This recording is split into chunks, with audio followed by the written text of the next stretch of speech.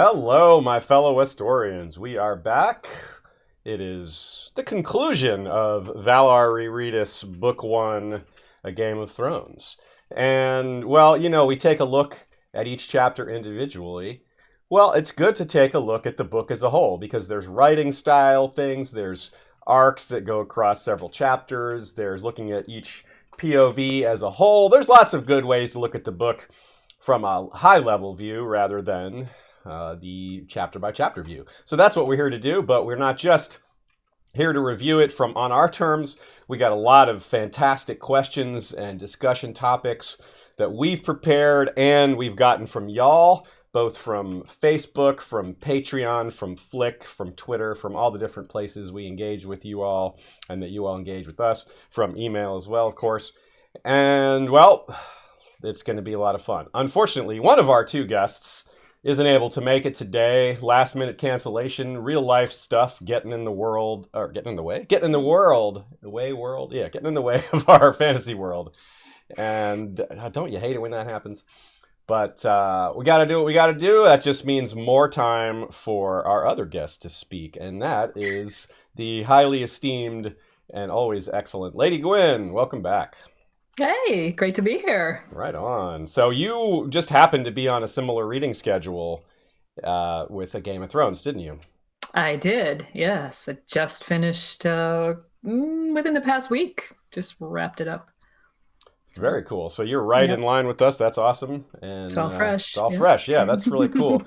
And obviously it is for us as well. I'm not really entirely clear on how many of y'all are reading along with us, how many of y'all have read ahead, how many of y'all haven't quite gotten started with your reread.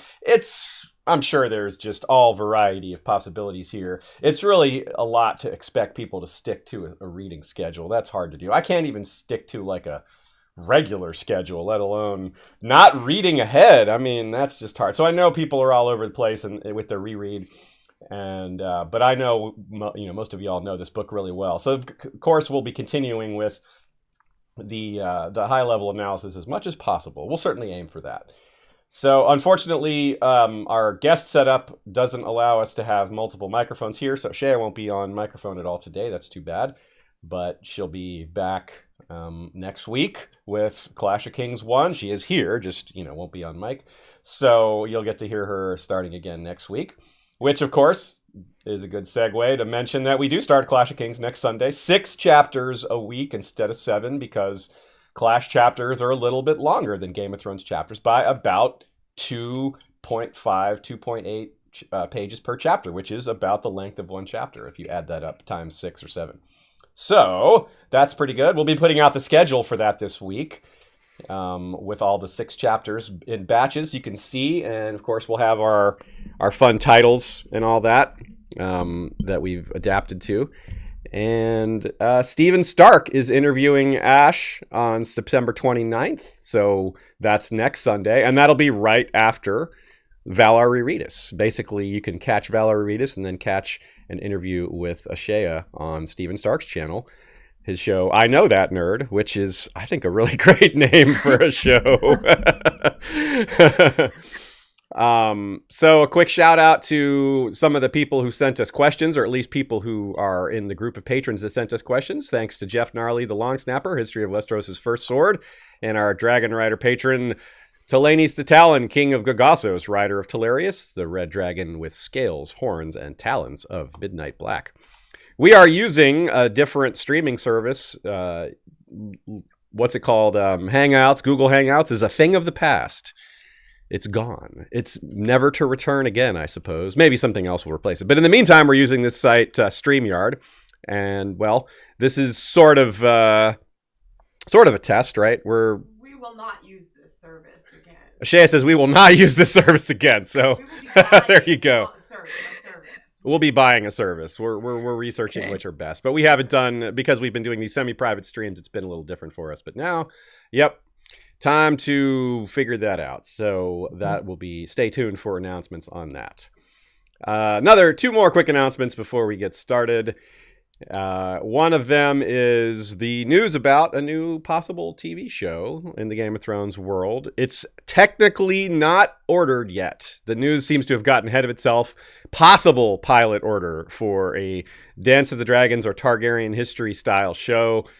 And so we're not going to talk about it too much. We're just going to spend like a couple minutes on it here because it's not official. We don't fully know the scope of it.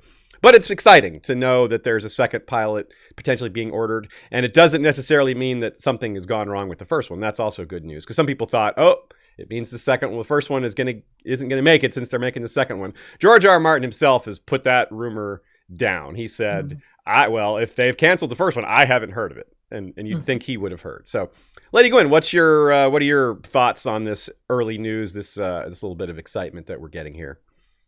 Well, it is exciting. It's something to look forward to. It's I feel like, I think I mentioned this too when we talked last week, that it will be exciting to see something made as exciting as the one that they were already working on was. Not a lot of material, so that would be a lot of, fresh stuff brought in for the show. So I think it will be fun to see what they do with something where they have all the material basically from start to finish. And of course, having dragons is, I think, is a good call. Yeah, I gotta like dragons. Yeah, I'm wondering how they could. I mean, the budget for the dragons in Game of Thrones proper was pretty substantial, and in the Dance of the Dragons, there's like 19 dragons. Yes. Like, whoa! How are they gonna? The colors alone are just to think about all the things they could do with that. But yeah, the budget. Like, how are they gonna afford that? Maybe it's gotten cheaper. I don't know. But maybe it's technology, that would make sense. If technology, gets better, that, go down in cost, but maybe it'll be the dance of the 4 dragons. Yeah, instead of 9. Yeah, the law of conservation of dragons. That applies to everything, really. Right.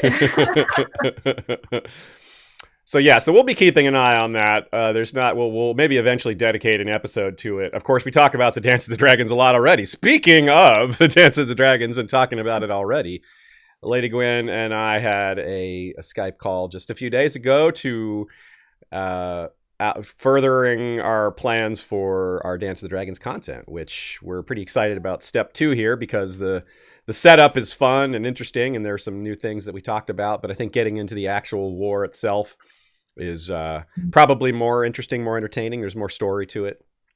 Yeah. So we don't have a timeline on that yet, but we are working on it, and we'll be keeping y'all updated as to when it's ready and to come out. Mm-hmm. We're also trying to decide whether to use Slack or Discord as an additional outlet for discussion and fandom stuff. Not everyone likes Facebook. And not everyone likes Twitter. I can understand that. There's reasons to dislike them both. And so we're trying to get a little bit deeper into some of these other places for us to congregate online that maybe don't have some of those same problems. And some of y'all are really happy to be joining multiple. So we're still thinking about that. So we'll let you know, and certainly give us some feedback if you have thoughts on why one or the other would be better. All right, so let's do it. Let's talk about what we're actually here to work with. We have lots of questions, but we also have some discussion topics that aren't really questions. And we also want to look at things like some unresolved mysteries. We also want to talk about, like things that are hanging over still. Like Game of Thrones raises the question, and the 4 books and the extended material don't actually answer it. So it's still out there, but it's set up in book 1. Like the others appear in the prologue more than they appear basically the entire rest of the series. And that's it. So for example, like things like that, where Game of Thrones answers the question, and after 5 books, it's still unanswered. For example, one that I have been thinking about a little extra based on the end of Game of Thrones. We could start with this one. And I said it this way, I think, in the original episode we talked about it. What's the deal with Simeon Star Eyes? Which is, he comes up a lot in Bran's arc, and the fact that he has sapphire eyes really makes you think of the others, and yet he's supposedly a knight during an era where there were no knights. So you have all this sort of meta on how George tells us about ancient history with people changing details, but you also have what's quite possibly foreshadowing. But A lot of these other characters, Night's King. Okay, the foreshadowing there is a little easier to understand. He's maybe, even if we don't fully understand who Night's King was, he was some sort of Lord Commander of the Night's Watch that went bad, or was remembered bad, maybe, and dealt with the others. So that's a little bit more clear. It's pretty, I wouldn't say it's clear, but it's clear. I don't understand what Simeon Star Eyes relates to at all, other than some ancient mystery, and maybe indirectly to the others because of his eyes. So, Lady Gwyn, what do you think about Simeon's? What do you think the deal is with Simeon Star Eyes, if any? Maybe you're just as, I don't know, like I am. Kinda. I mean, obviously I saw this question and I thought about it, and I couldn't really come up with anything earth-shattering that I think. His eyes are interesting. I'm really fascinated by the staff. I mean, I don't know if that's just me. I'm typically interested in things like that, weaponry and stuff, but I don't know what bearing that could have on the story. I think it's interesting, his weapon, but otherwise I think maybe the things you kind of already said, and maybe there's something that we just still don't know. Well, let me float what I think my best guess is at this point, that it's referring to, because one of the times he talks about it, it's in regards to how he and Hodor could work together. Yeah. That's kind of the way the conversation is framed, and Lewin is like, nah, you gotta, your body and your mind have to be one to do that. Mm-hmm. And we know that Bran can take over Hodor, so maybe this is how he behaves when he's in Hodor. He gets this blade with the staff with blades on either end or something. Yeah. He uses that, and the blue eyes would be because it's this, a reference to the skin changing, which isn't exactly how we think of skin changing with blue eyes, but it's, you could see sort of how it's sort of like, if we get into the concept of the others being kind of enslaving the dead, especially if we dive into that kind of terrifying topic of, are the whites still aware of what's happening? Like, do they, because they can remember a little bit, like we saw Jafer and Othor, Jafer Flowers and Othor remembered certain things about the Night's Watch, apparently. And clearly Cold Hands does, and Beric, who is maybe a different class, but still he has memories. So that's terrifying. If the dead are kind of like Hodor, where they're kind of cowering in the corner of their own brain while someone else moves their body. Whoa, that just makes them a lot more scary, and this whole thing more tragic. So maybe that's what it refers to, Bran ruling Hodor in a way that's kind of unethical, but also powerful. Yeah. Well, that's interesting. I definitely noticed that line about being one body, and it made me go, uh-oh. I don't remember him saying that, but yeah. Yeah.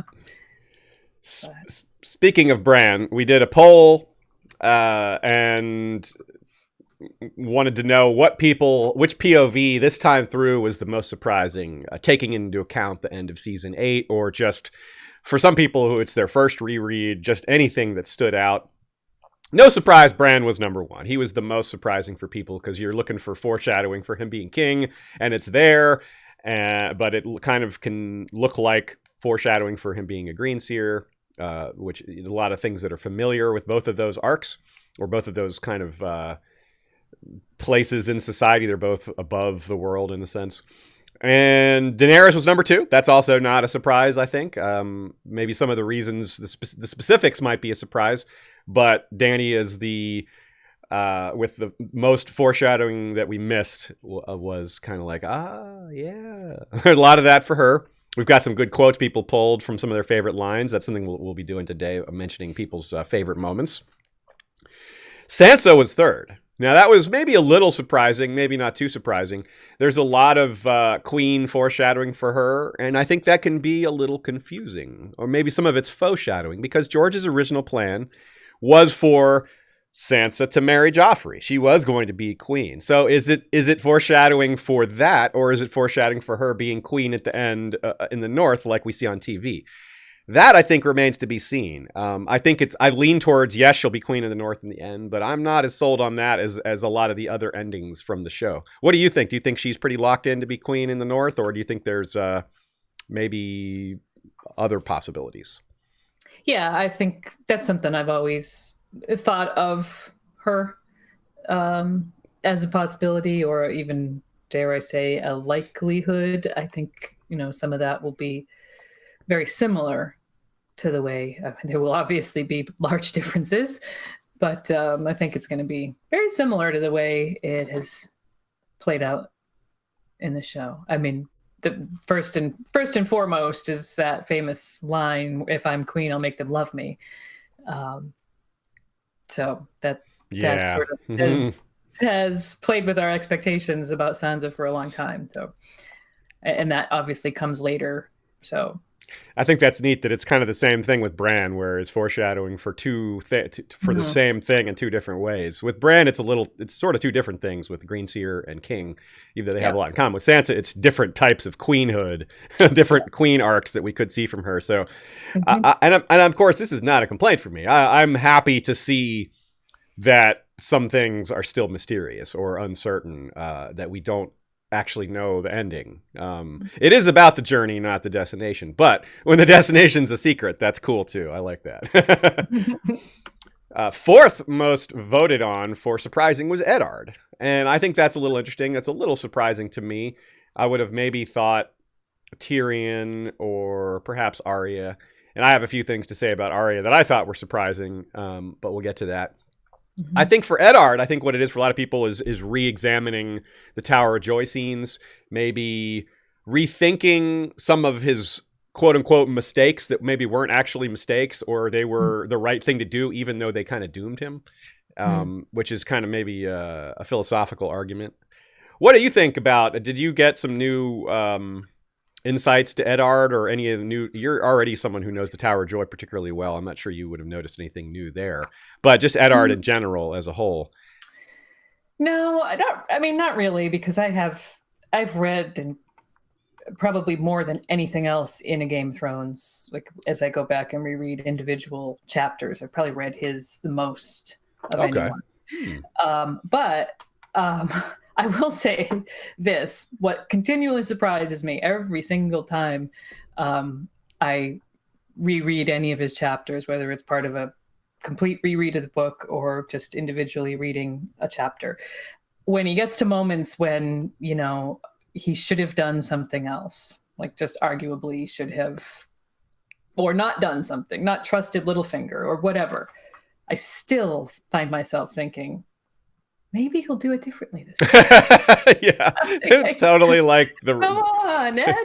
It's totally like the Red Viper versus the Mountain. This time he won't gloat too much. This time we're on TV. This time he'll zigzag. Just zig or zag or do something, just a little bit, just this once. So yeah, I love that. There are moments that get you every time. Even you know exactly what's going to happen. You know exactly, and that just is a sign of just how much the series means to us. How well some of these parts are written. I think that's a big part of it. Just the quality of the writing. It raises the same emotions that it did before because it's just that good. Yeah. And that's a wonderful thing. That's a big part of why we're here, y'all. Yeah. So how about you in particular? Would you also vote Bran most surprising, or would you say Dany, or would you say something else? Probably. I might put Dany marginally ahead of Bran, but definitely those two tops. Cool. I just find so much in her, so much more overt stuff in her chapters. I mean, she has, I guess, maybe more material, more to go on. Yeah, I think I would agree with that. Like the foreshadowing, when you know what to look for, is stronger for, some of the Bran stuff. I think there's still some very good Bran King stuff yet to come in Clash of Kings, like when he's basically ruling Prince of Winterfell, doing all that stuff. There's a lot more to come there, but yeah, Dany's stuff, there's just so much like path of destruction or blowing things up, or all the inherent violence in her memories and things like that. Yeah, that's I definitely agree that maybe the reveal that Bran would be king is maybe more surprising than Dany's ending on the show. But I think the setup for Dany being in front of us, and we had more ability to see this coming with Dany, I think, is maybe what you're getting at, or at least that's what one of the things I would get at, and yet we didn't see it. So that's maybe more skillfully done by George in that sense. Like he put it right in front of our faces and we didn't catch it. With Bran, I don't know if it was right in front of our faces. I think it was more secretly hidden, more there. He put maybe more effort, or at least did a better job of disguising it. Whether that was his intent or not, I'm not really sure, but that's a good way to think about it. Mm-hmm. Let's see here. One thing is kind of neat here. Actually, speaking of Ned, we did have our first episode of it's for patrons only. If you want to sign up for Patreon, of course, we have a lot of bonus episodes. But what we've started doing as well is we take all the Valar Rereadis chapters and combine them by POV. So the first 8 Ned chapters are available as one episode. There's no new content in it. It's just the first 8 Ned chapters all at once in a row. So if you want to go back, especially when Winds of Winter is announced, I know a lot of people are going to want to go back and do another reread, or they've been holding off until that. Well, if you don't want to do all the POVs, you can do it like that. This is a different way to look at it. So sign up for Patreon at any level, and you'll have access to that, and we'll be putting those out continuously over the coming weeks. Ned 2 will be next, then Arya, and then we'll see what's after that. One thing I thought about, this is kind of a extra meta here, maybe not meta, but looking at the books in a way that I don't think we look at too often, is thinking about how George does comic relief. He develops this more over time, I think, and if you look at Game of Thrones, it kind of stands out, because if you think about where the comic relief comes, like as a whole from A Song of Ice and Fire, like who do you think of? Like Tyrion, right? Mm-hmm. Probably Dolorous Edd, maybe Stannis. Mm-hmm. They're not in this book. Well, Tyrion is, but Stannis is not, and Dolorous Edd is not. Jaime and Cersei are both pretty funny.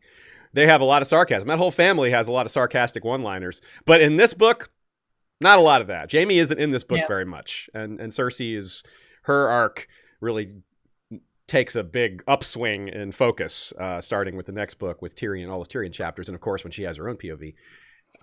Ned is actually pretty funny. He's a little funnier than I remembered. He has a lot of good kind of tired one-liners and sarcasm. But so I thought that was kind of interesting. But one character who kind of stands out, who isn't so much in the later books, and I hope he comes back, because as far as we know, he's still alive. Shagga. Shagga's hilarious. Yeah. And I hope he is, and he's in clash a decent bit with Tyrion. I think it's him that cuts Pycelle's beard off. but yeah. Did you notice any other characters that you thought were kind of funny that don't get love, or think about this concept of comic relief in general? Well, I find actually both Yolkboy and I find Mord very funny. Lord Mord. Lord Mord. It's just that sort of minor character that, I mean, it's partly Tyrion too, of course, but he's pretty funny. I think Kat has some funny one-liners. In fact, somewhere down in this document might have we talk about some of our funniest moments, and something from her point of view is actually what I thought was one of the funniest moments for me. Okay. But I mean, just it's that sort of like dry one-liners. Clearly, that's George's wit, because you see it applied to so many different characters. Just these little dry, witty, pithy remarks that he fits in. So yeah. Right on. It always surprises me when Ned is funny. It's a good point too to raise in general that so much is coming from George, and then when you look at the books and the way they're written, well, this Game of Thrones was written in 1996, and Dance of Dragons was written. Well, it was finished in 2011, but it was started, more than 10 years later. And George is a different person, and the world around him is different, and the audience has changed a little bit. That's an old concept. It's one of the oldest concepts there is, changing stories to adapt to your audience. I made this point on Twitter recently. Homer, as in not Homer Simpson, but Homer from the guy who retells the Iliad. He is credited with maybe having written it by some people, but most scholars seem to agree that he didn't write it. He was carrying on an oral tradition. And there's a number of anachronisms in Homer's version. They just can't be accurate for the time he's referring to, 400 years before. which is pretty strong evidence that he changed the story to suit his audience. Mm-hmm. So, in other words, people change people change stories to change their audience. To change their audience. People adjust the story to fit their audience. That's been going on for as time immemorial, since as old as stories are. So, this applies to anything from people changing the ethnicity of a cast member to changing something much larger than that. Because to me, that's a pretty small change.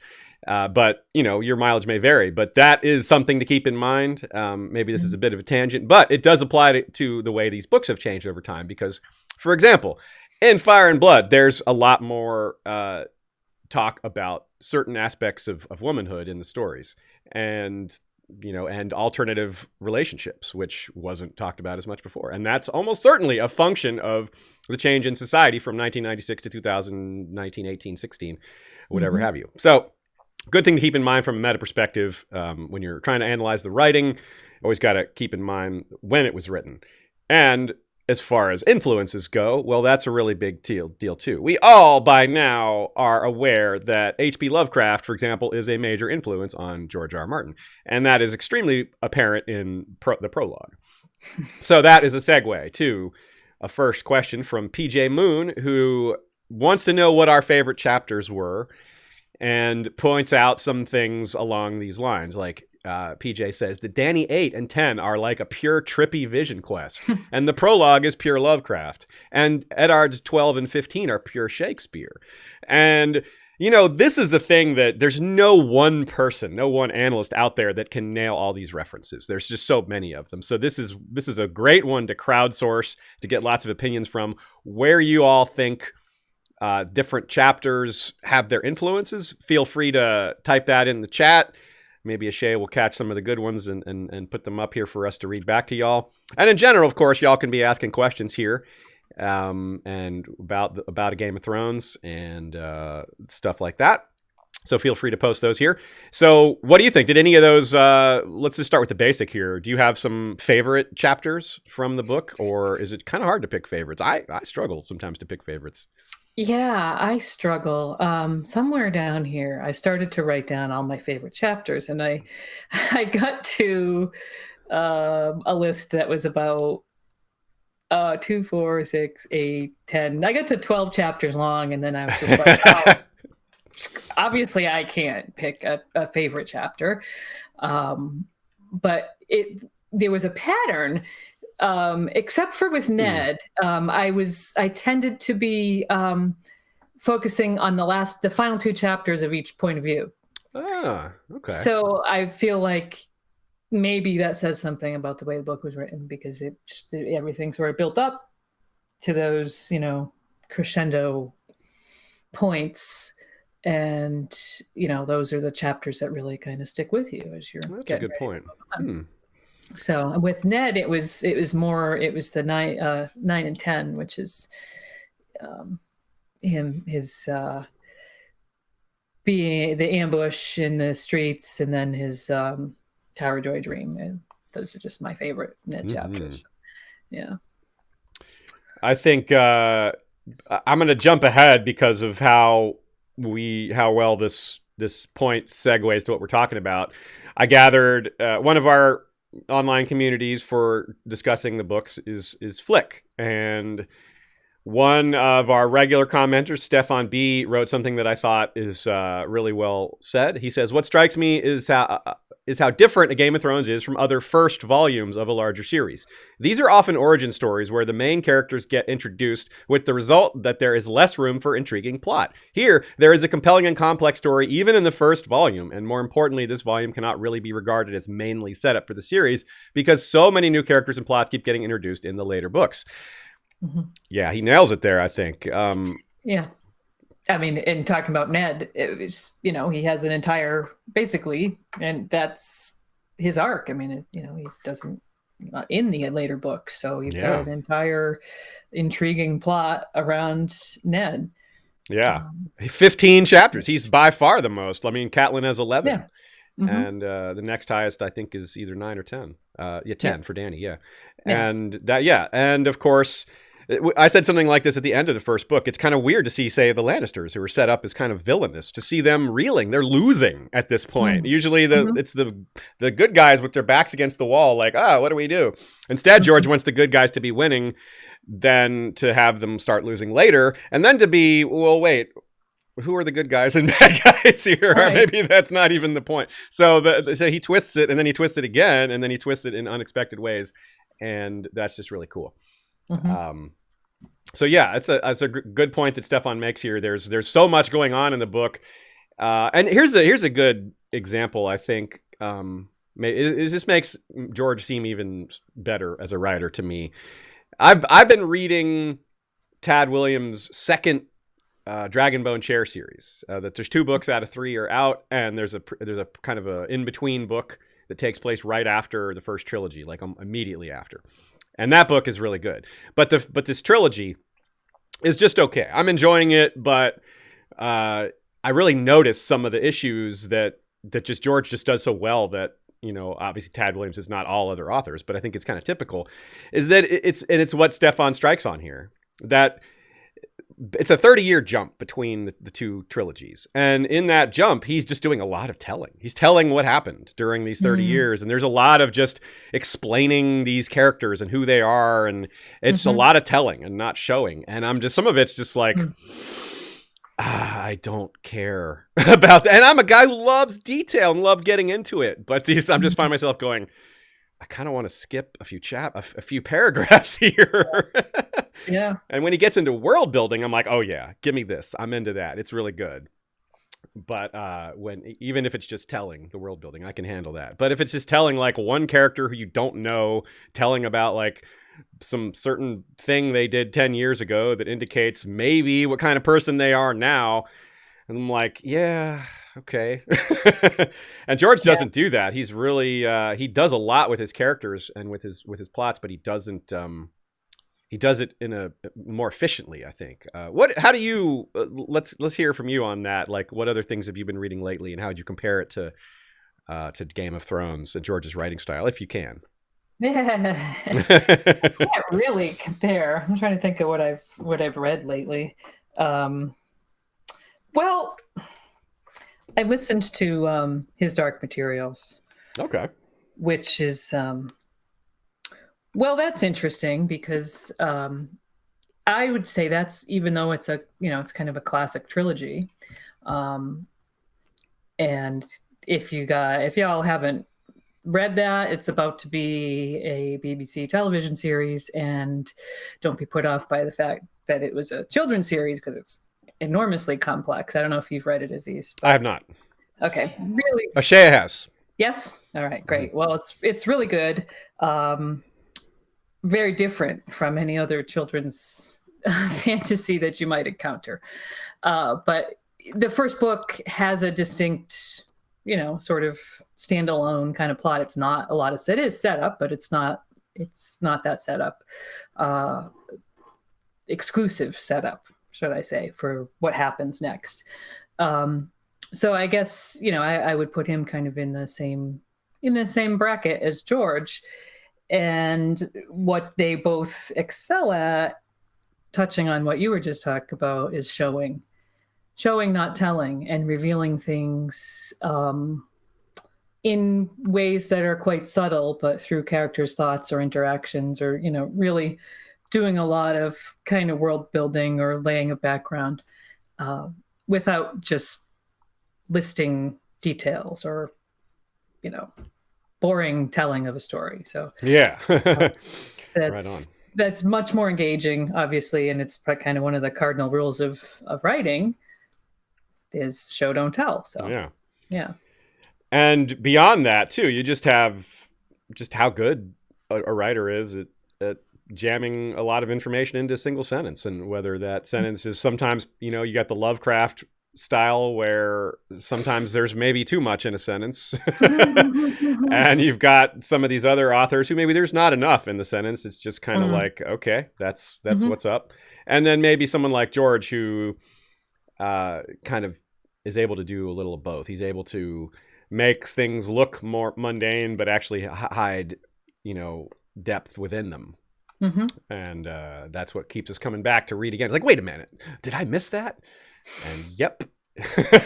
Every time, every single time you reread something, I find that I still find a detail or two that, like, how did I miss that before? Couple of super chats here. 2 from Steven Stark. One that says Ashea is the best, and that is true. Another from him that says, love it when we get the History of Radio collab. Yeah. That's true. History of Radio Westeros is a good mashup name for us. Radio History of Westeros. Anyway, either way you do it. It all works that way. Yeah. As long as we don't have to talk about the actual history of radios. Yeah, I wouldn't know much about that. We're at a loss. Well, there was AM, and then there was FM. Actually, I don't even know if that's true. But definitely don't listen to me on that one. Yeah. From Maura Lee, just some love and support. Love you both and the content. Cats rule. Thank you very much, Maura. We love you too, and we certainly have nothing but agreement for the comment that cats rule. We were a little worried about them getting started here at the beginning of this episode. Not because there's something wrong with them, because one of them was just running all over the place like he really wanted to destroy something, and that's not something you want right before going live. So I had to give him a giant bowl of food to fatten him into napping. That's good cat parenting right there. It is. So speaking of Radio Westeros, another question here from Scott Wortman, History of Westeros mod. Thanks for being such a great mod, Scott. They post the chapters each week to generate discussion and help us facilitate our love of the series. So the question is, after hearing the Radio Westeros episode about the Feast for Crows prologue, it stood out that Miri says Marwyn said he was from where dragons ruled, lending further evidence he could have had been Dragonstone's maester. Yeah. So you guys that's one of the theories that you guys support. So why don't you speak to that briefly and if you feel any differently about it after this reread? Yeah.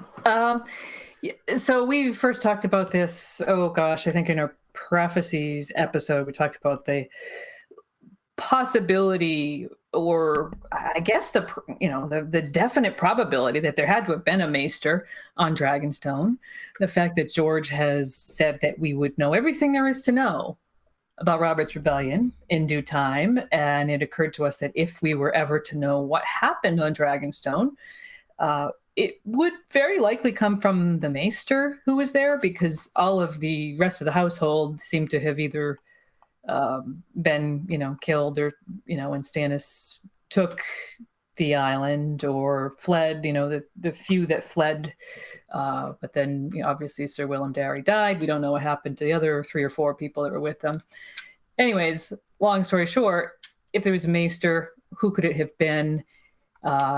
Someone who has disappeared from the record, because obviously of Crescent in the story, and he came from Storm's End with Stannis. So we like to suppose that maybe it was Marwyn, because that might explain a few things.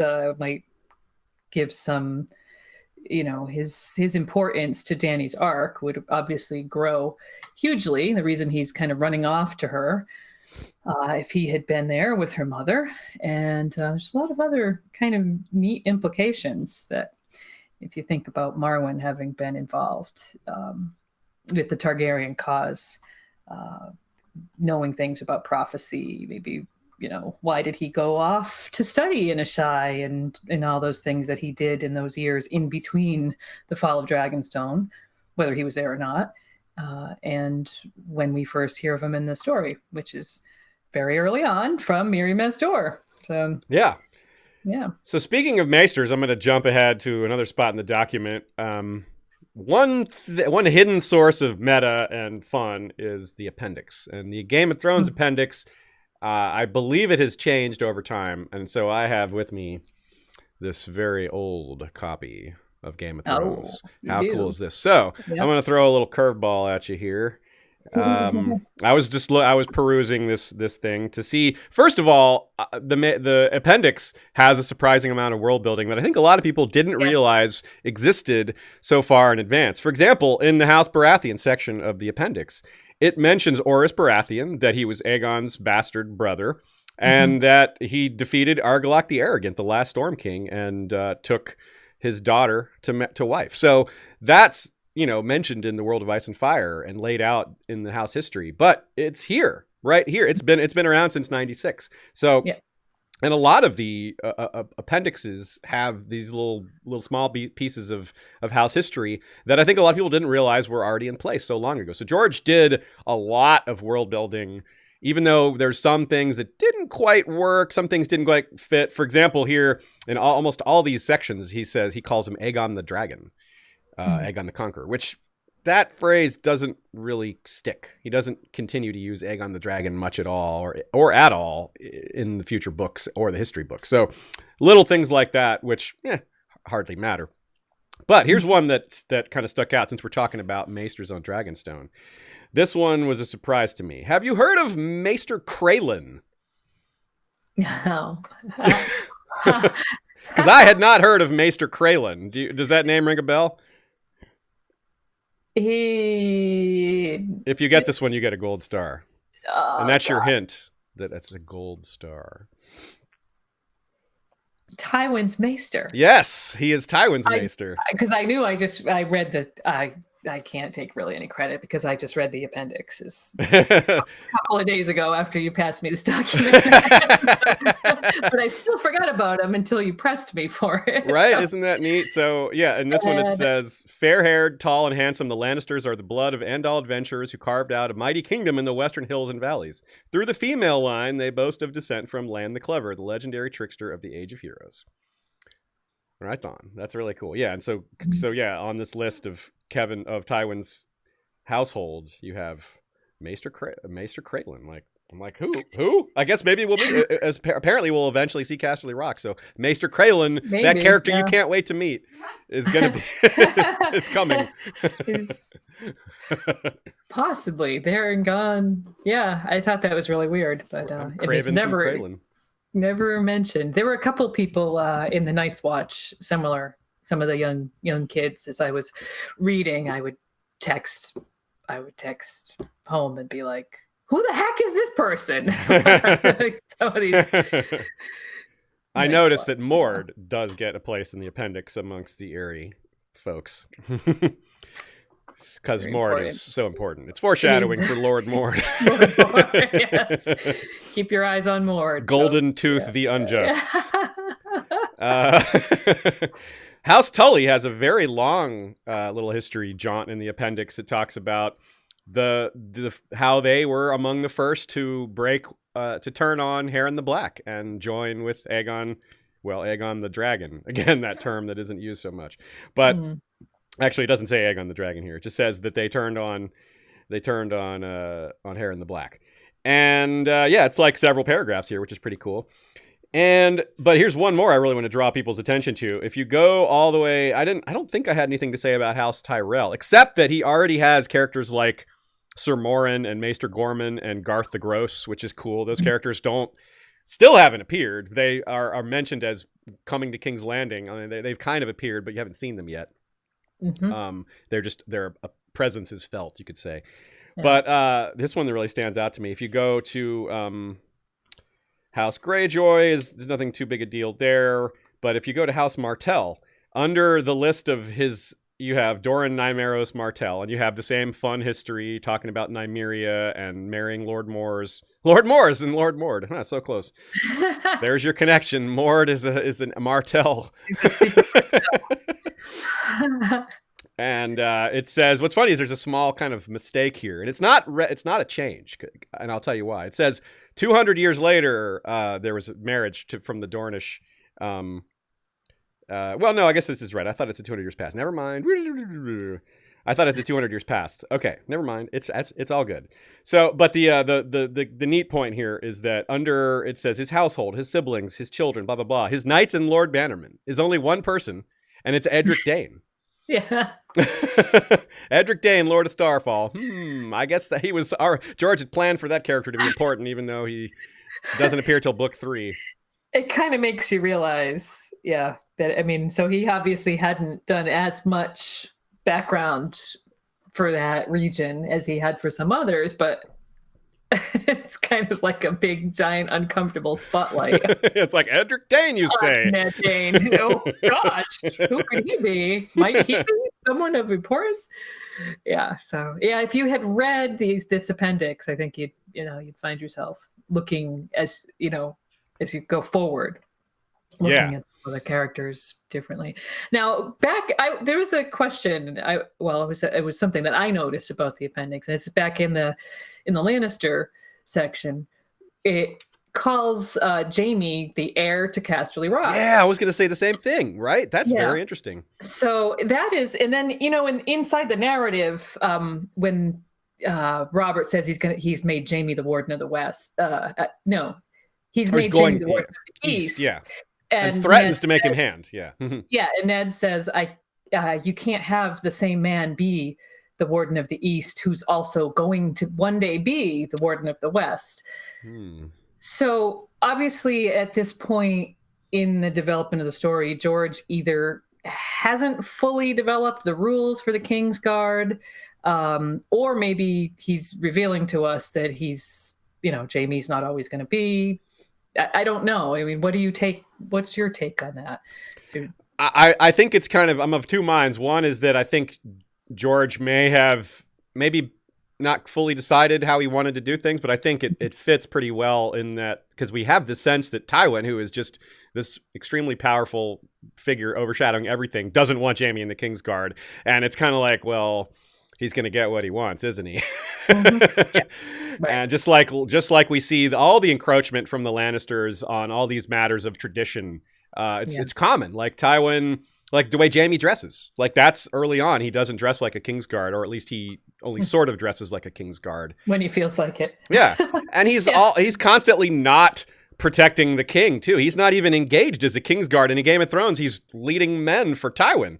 He's not guarding Robert ever in book one. No. Or any of the royal family, really. He's not around. It's like, it's a little, I think that's, if you ignore the part, if you just try to fit it within the story entirely and not think about like maybe George changing his mind, which he maybe he didn't at all. But if he did and you ignore that, I think it still fits pretty well because of this Tywin just getting what he wants and the Lannisters pushing people around and Cersei saying houses Baratheon and Lannister, they just do. No, it's just traditionally that's just Baratheon. You don't throw in the Lannister part, but they throw in the Lannister part because no one can stop them. No one's going to do anything about it. So I think that's pretty cool. And so that's a really good catch. Also, there's the House Targaryen bit in the appendix here, which has something that George did straight up change. Here it says, Aegon II's ascent was disputed by his sister Rhaenyra, a year his elder. She is much more than a year his elder. And she's, I think, about 10 years his elder, if not more. At least. Yep. Maybe like 16. I forget. She's quite a bit older than him. Yeah. But that's a small thing that changed.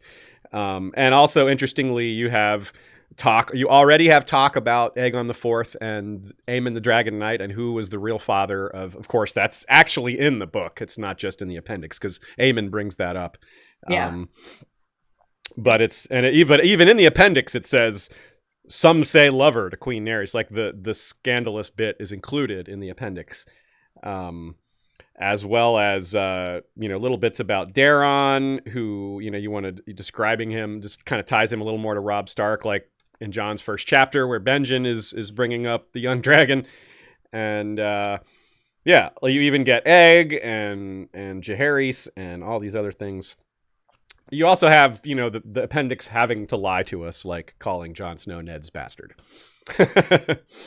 You can't give that away in the appendix. That would be a bit much. Yeah.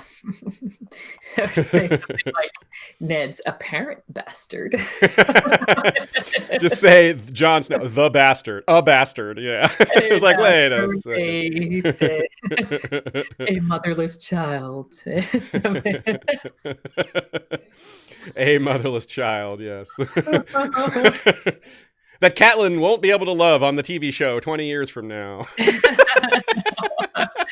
I'm sorry for even saying that. Yeah, me too. Like, damn it. We'll just make light of that silliness. That's how we deal with it. Yeah. Okay, so moving on from the appendix. The world building in the appendix is something that I think is really cool. I think that's something that I really tried to pay more attention to. There's certain things we just did not know that are much bigger now. Early on, in Dany's arc, for example, she talks about crossing several rivers, seeing these ruined marble cities. And now we know pretty clearly from the world of Ice and Fire that these are Rhoynish cities, and we even know some examples of which they were. And that just makes these moments. And when she's going through the forest and sees the little Valyrian lemur things and all that, we have so much more information on these creatures and who they are and all. So the world building really stands out more because we know what these little references are. You know, we have so much to go on, and it makes the chapter so much richer. And I think that's awesome. Speaking of the appendix and our perception of things, from the TV show, one thing that was raised on our Facebook group, I thought was a really excellent subtopic, is resetting how we perceive the physical characteristics of some of these kids. It's really hard to not to see these really excellent actors with their amazing costumes and standing in what looks like really good representations of a lot of these castles and scenes, and not have that burn into your mind of how these characters look in the book. John Hagee, frequent commenter, really excellent commenter, says, the show distorts memories from the book. It's visually impressive to see Dany enter Drogo's pyre in a silvery dress. In the book, she is wearing riding pants and a painted vest. And Dom Tartaglia adds, same with the King in the North, or he says, the King in the North scene. That's one word, the King in the North. Scene being in Riverrun in the books.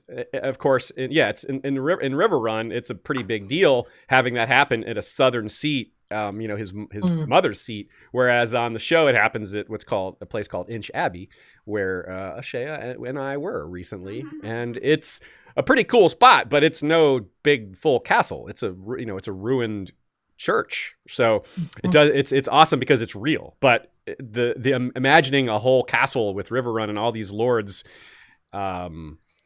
bowing to Robb Stark is really powerful. And heck, I mean, Richard Madden was great as Robb Stark, but he does not look much like book Robb, right?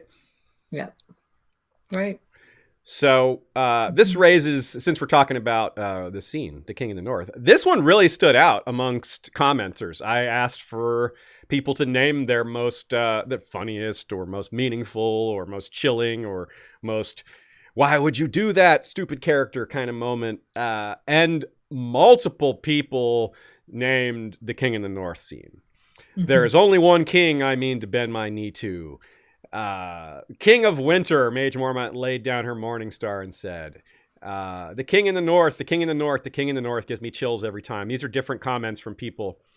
And Laura Brondos points out a small change in the show, how they did the line. Like the Great John says, we married the dragons, which caused a lot of theorizing, and they went nowhere, but it was interesting at the time. That launched 1,000 theories. Yeah, right. On the show, they changed it to bowed to, which does not launch any theories, which, in a way that's more accurate. So that is really cool. For me, Sansa is, Sophie Turner really looks like Sansa. She's a little older, but that's really close. And Maisie Williams really looks like Arya. And Kit Harington's a decent Jon Snow. But some of the other characters look a lot different. And that's neat to kind of think about how that changes the way we look at them. You had a few things that you thought about here. What's an example from that popped up for you along these lines? Okay, so it was a major one, which actually just left me stuck. I had to put the book, it was my iPad, but I had to put it down and really think about it for a little while, because the horse gate at Vaes Dothrak is 100 feet tall. That is so tall. So I had to think about that, and I'm like, that's 10 stories tall. So that's really tall. So when you think about something like the wall in terms of it's 70 stories tall, this is 10 stories high. And I went looking at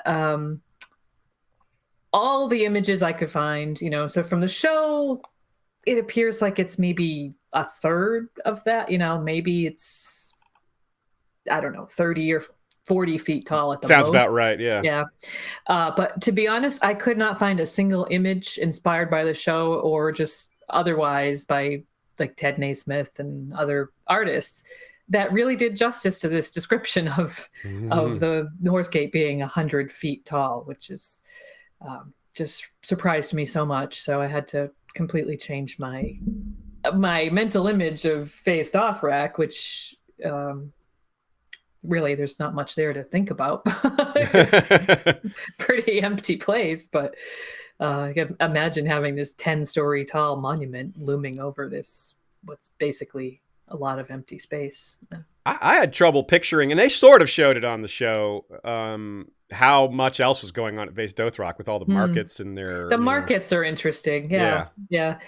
So first they describe it as this, city that's kind of like, it sounds like a big campground, There's like stuff underground, some little underground things, and places where they can set up their temporary shelters, which are, to call them tents would be ridiculous because they're pretty elaborate, but then they have these markets, so from everywhere. Yeah, it's interesting. Yeah. It's interesting that they have that. Yeah. Yeah, and I love the descriptions of all the stuff in the markets. The Eastern market is really cool in particular. Something that I missed, actually, you were just reminding me of something kind of cool. I've been, I haven't been. I always do, off and on, listen to ancient history podcasts, and I was learning about how certain ancient people view their gods, which is that sometimes they see like certain ancient peoples viewed statues of gods as the god itself. Like the statue was the god. So when you see, as in the god resides in that statue. Right. And if you take that concept and apply it to what the Dothraki are doing and what you saw some ancient peoples do, they were like, oh, I've taken your gods from you. Yeah. That's not a metaphor. They've literally hauled their gods rolled them off on logs and on a sledge and took them away. And that's what the Dothraki do here. They haul all these stolen gods, what Danny says, and all these varieties of different kinds. And you look at the map much later, because in the Game of Thrones, you don't know how big the Dothraki Sea is. And you see, it's like, holy crap, that is huge. They dragged those gods really far to get them there. Yeah.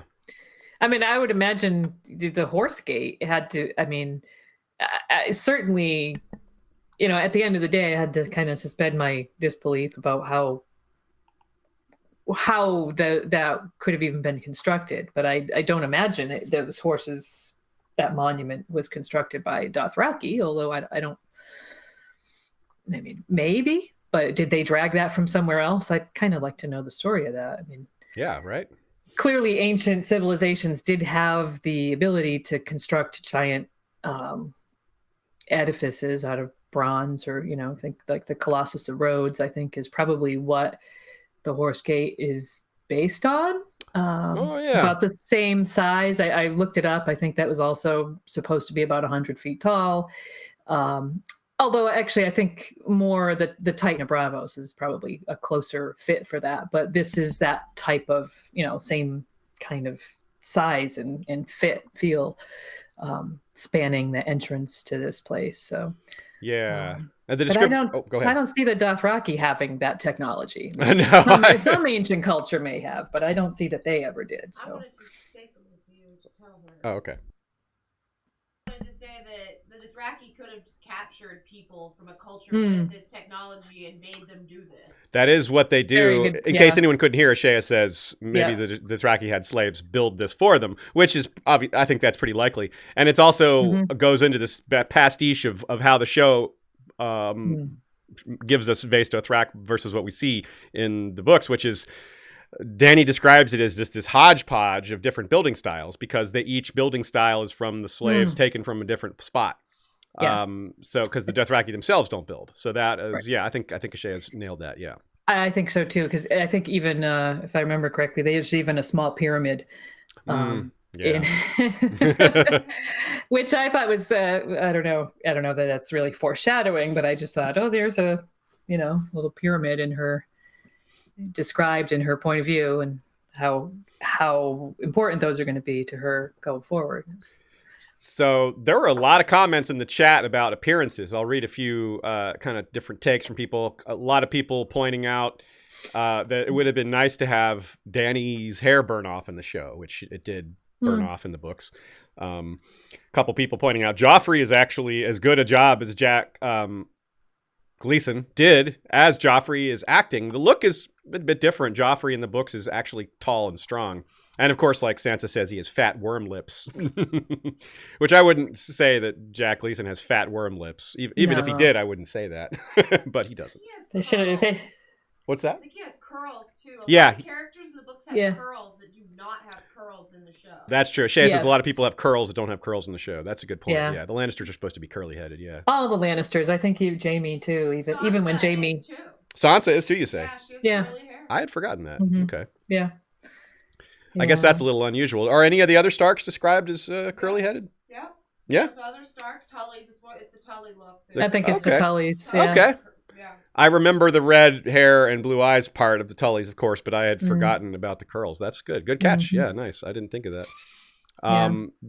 People are pointing out also some of the differences between Tyrion and Bran. For example, Bran doesn't look like a Tully in the show, and does in the books. Tyrion changes because, of course, there's the pilot, sort of what was built off the pilot, where he has the dyed blonde hair, and then they just kind of like, never mind with the dyed hair. and of course, his wounding is far more horrific in the books than the show. Right. But I give him a pass for that. It would be hard for Tyrion to wear like a missing nose apparatus all the time. Rough. How about Renly? Renly was extremely different in the shows, and reading his introduction in Game of Thrones really outlines or underlines that he's supposed to be a young Robert. So he should be well over 6 foot tall and black hair and blue eyes and heavily muscled, and Stannis too, really, just with like a maiden's fantasy. Yeah, muscled like a maiden's fantasy. I love that line. Yeah, but and really, Renly in the show was portrayed very differently. Yes. Than that. Yeah. Yes. So. Another thing the appendix does really nicely here is it gives us clarifies the ages, because of course the show aged up a lot of them, which was, I think, was the right thing to do, aging them up, not only because it removes some of the challenge of having child actors, which is probably really, really difficult thing to do, but also it because of the 5-year gap, which George hadn't planned when he made these characters' ages. If he had it to do all over again, knowing there wouldn't be a 5-year gap, I'm guessing some of the characters would have started a little older. So I think the show actually improved on something in that regard. It's a rare case where they did something a little better. Okay, let's move on. Let's see. Getting back to, whoops, lost my place. Here we go. Okay, so next question we have from Brendan Berry from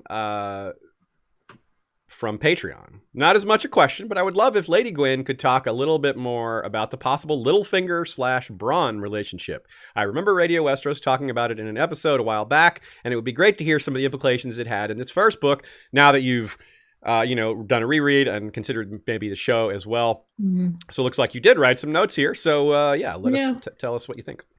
Yeah, I had to think about this because I think this was going back most likely to our 2-part Littlefinger episode.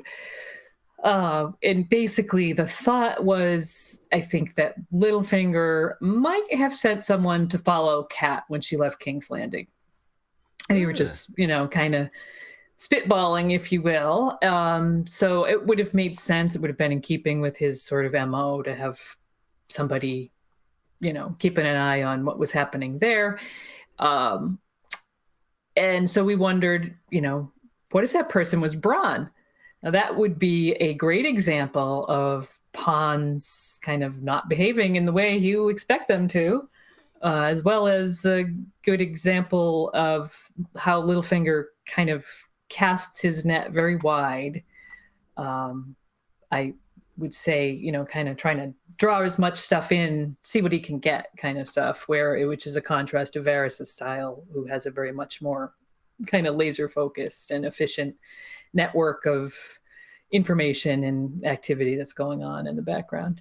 But for what it's worth, I did want to say that if this Bran Littlefinger thing had been true, I think the reveal probably would have come in Storm of Swords late when he kind of abandoned Tyrion in the dungeon and went off to be Lord Lolly's Stokeworth. Yeah. Lord Stokeworth. I think at that point, if he had ever been anything else, that would have been the moment when he said, "Oh, and by the way," but it's just kind of it's just us debating how much impact Littlefinger could have had in the earlier parts of the story in the background without us even being aware of it. So. It could have been something George considered doing, Gardner style. Yeah. He like what Brendan might be detecting and what you may have been detecting in the past was George may have written it a way that he left this possibility open, but decided not to go with it. Yeah, exactly. Yeah. And it's entirely possible. I mean, I think, he takes some things like, I think Mandon Moore might have, some is related to Littlefinger as well. I think he's in Littlefinger's employ, but I think he could have just as easily laid out the little hint for that there is in Game of Thrones as far as Mandon Moore's background. Very minor hint, but he could just as easily have abandoned that as well. To your point. Right on. So, okay. Yeah. Here's a question from Rob Swelzel. I don't know how to say your name, Rob. It's a good name, but difficult to pronounce. So he asked, this is a good question. What was Tyrion doing the couple years directly before Game of Thrones? As you, meaning us, noted that his armor was at Casterly Rock. He worked on drains and such, as we know, but he's also super familiar with Robert, Joffrey, Tommen, and Myrcella. Was he just bouncing back and forth, living the life? Yeah, that might be the answer. He may have been just bouncing back and forth, living the life. He didn't need to bring his armor with him when he's bouncing back and forth. But what do you think about this, Lady Gwyn? I think most likely. I mean, what did Tyrion have to do with himself? Really, it seems like he's got all the resources of the Lannisters are kind of at his disposal. He can talk about how his father doesn't really like him, but he's got gold. He's always got as much gold as he could want. So he's probably just kind of living the life of a Lannister, I would imagine. Probably trying to stay wherever his father wasn't. That's a good point. That's a very good point. Staying where Tywin isn't. Yeah. Joe had a good thought about this, which I had some add-on thoughts, so I'll go ahead. Tell you what Joe's thought. I'll take Joe's thought, which was that there seemed to be some gaps in the backstory for some of the characters, right? More than just Tyrion. And he mentioned specifically that Kat and Lysa have seen each other in the last 6 years somewhere, and it's never clarified where. My add-on to that was it's also made clear that Ned and Kat and Robert and Cersei have seen each other around 6 years ago. Ned says to Kat in his first chapter, it'll be good to see the children. The youngest being Tommen, was still sucking at the Lannister woman's teeth the last time I saw him. He must be, 5 by now? And Catelyn corrects him and says, no, he's 7. He's the same age as Bran. And Robert Arryn, they're all about the same age. So we have to kind of think, even though it's never explicitly stated, that they saw each other at King's Landing sometime 6 years ago. Although then, confusingly, Ned thinks that he hasn't seen Robert since the Greyjoy Rebellion. So maybe Robert was away. Robert was off. Yeah, he was off hunting. Or just Kat went to King's Landing to see her sister. No, because Ned says he saw baby Tommen. So it's a little confusing. Yeah, it's hard to fit that in. It's not impossible, but it's kind of like some weird, slightly wonky has to have happened. Yeah. Okay, I want to make let's do a little mid-roll break, and then we'll come back with a lot more specific questions. We've been dealing with kind of themes and high-level views, but we'll be getting into more specifics here in the second half. But first, shout out to our Blood Rider patrons, including Vorsaki, wielder of a Valyrian steel Arak with a dragonbone hilt, Kohelkoi, called Sunpiercer, wielder of a dragonbone bow, and Kakavo the Tamer, wielder of the Wildfire Whip Gehenna. Also, our Queens of Love and Beauty, from the depths of Fleabottom, Lord Ken of House Hammer has declared for Queen Carrie, Fire of the North, who recovered Darksister from beyond the wall. And a laurel of glory in the name of love to Bud of House Beresford, Knight of Tolkien and Arbiter of Scotch, from Sandy the Dragon, blood of Queen Daenerys and Lady of Jameson, who I believe is here in the chat today. Hi there, Sandy. And also a shout out to our Sellsword patrons. Peter Blaze of the Emerald Isle, captain of the Werewood Wanderers, to long lives, quick death, cold beer, and warm women.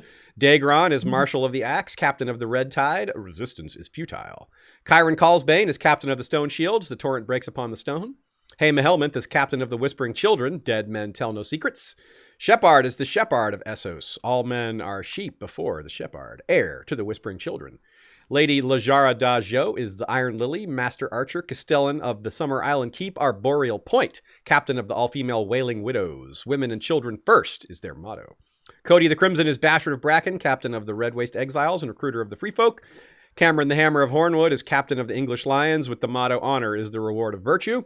Lord Brandon Brewer of Castle Blackroon is captain of the Shadow Wolves. Our steel is cold, our vengeance colder. Black Alex Sand, the Bastard of Spears, is leader of the Bermuda Vanguard.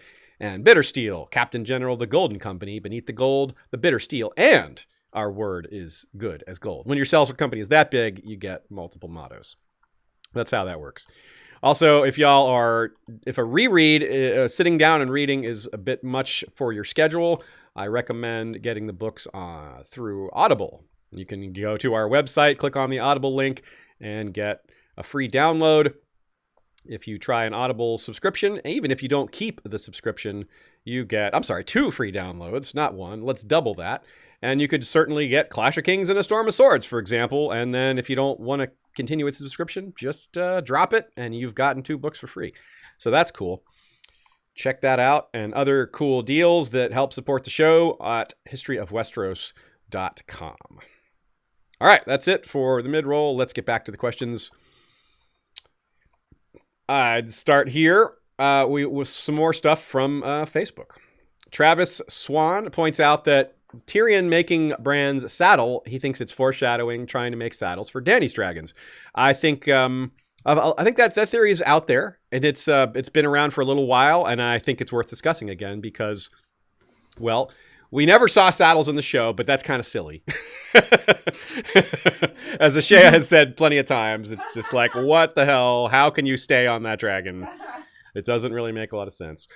Mm-hmm. George would not skip that bit of logistics, I think. He likes to, get into the weeds and make sure things are as accurate and possible as they should be. So, do you have anything to add to this theory? I think, a lot of people thought maybe Bran would ride a dragon himself. Maybe not literally ride, but control one. Has anything in this reread changed your mind on any of these theories? And I guess maybe start off by telling us what your thoughts are on these particular theories, both Tyrion making saddles for Dany and how this fits with Bran, if at all. Yeah, the only thing I do think that yes, Tyrion has to be making saddles, maybe whether it's just making saddles for other dragon riders, whether it's making a saddle so that he can ride a dragon or Bran could ride a dragon. The only thing in the reread that kind of made me wonder about that is the Three-Eyed Crow say, I think it's saying, trying to think of exactly what chapter, but I guess it's pretty obvious. You won't walk, but you can fly, or you will fly. But admittedly, that's probably not what that is all about. It's probably not about him actually flying a dragon, but it did kind of give me pause. So along the idea of these theories that Bran might actually physically ride a dragon, well, I mean, if it happens, I guess we should say we shouldn't be surprised. Because there's some hint that it might, but I'm not convinced that it will. Here's a side question that comes from all this, like if you think this all through. What if Euron gets a dragon? If he gets one early in the process, where's he going to get a saddle? No friendly neighborhood dragon saddle maker for Euron. Maybe he's already got one, like his armor. He's got Valyrian steel dragon saddle already in his inventory. Roll up, got my saddle. Yeah, it's got a nice little slot for the horn. You just slide it right in there, a little horn holder and everything. and a little motto. He's got a little motto written on the side of it. My brother is dumb.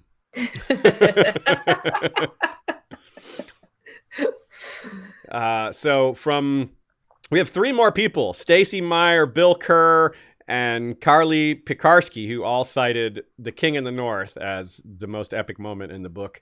But I believe we've covered that already. But what about the saddest moment in the book? That's a tough one, isn't it? Stacey Meyer suggests that the Raven arriving in Winterfell, telling of Ned's death, is her pick, and that's a tough one. That's one of the ones where we joked last week about how I did not make Ashea read that quote, and she was like, "Thank you." Yeah. But there was also Lady's death is a pretty big one, and so is Maester Aemon's talk of duty and all that. Are there any others that stand out, or maybe those are the best? Those are the best. The best sad moments. Ned's execution. Ooh, Arya's frustration and Sansa as well.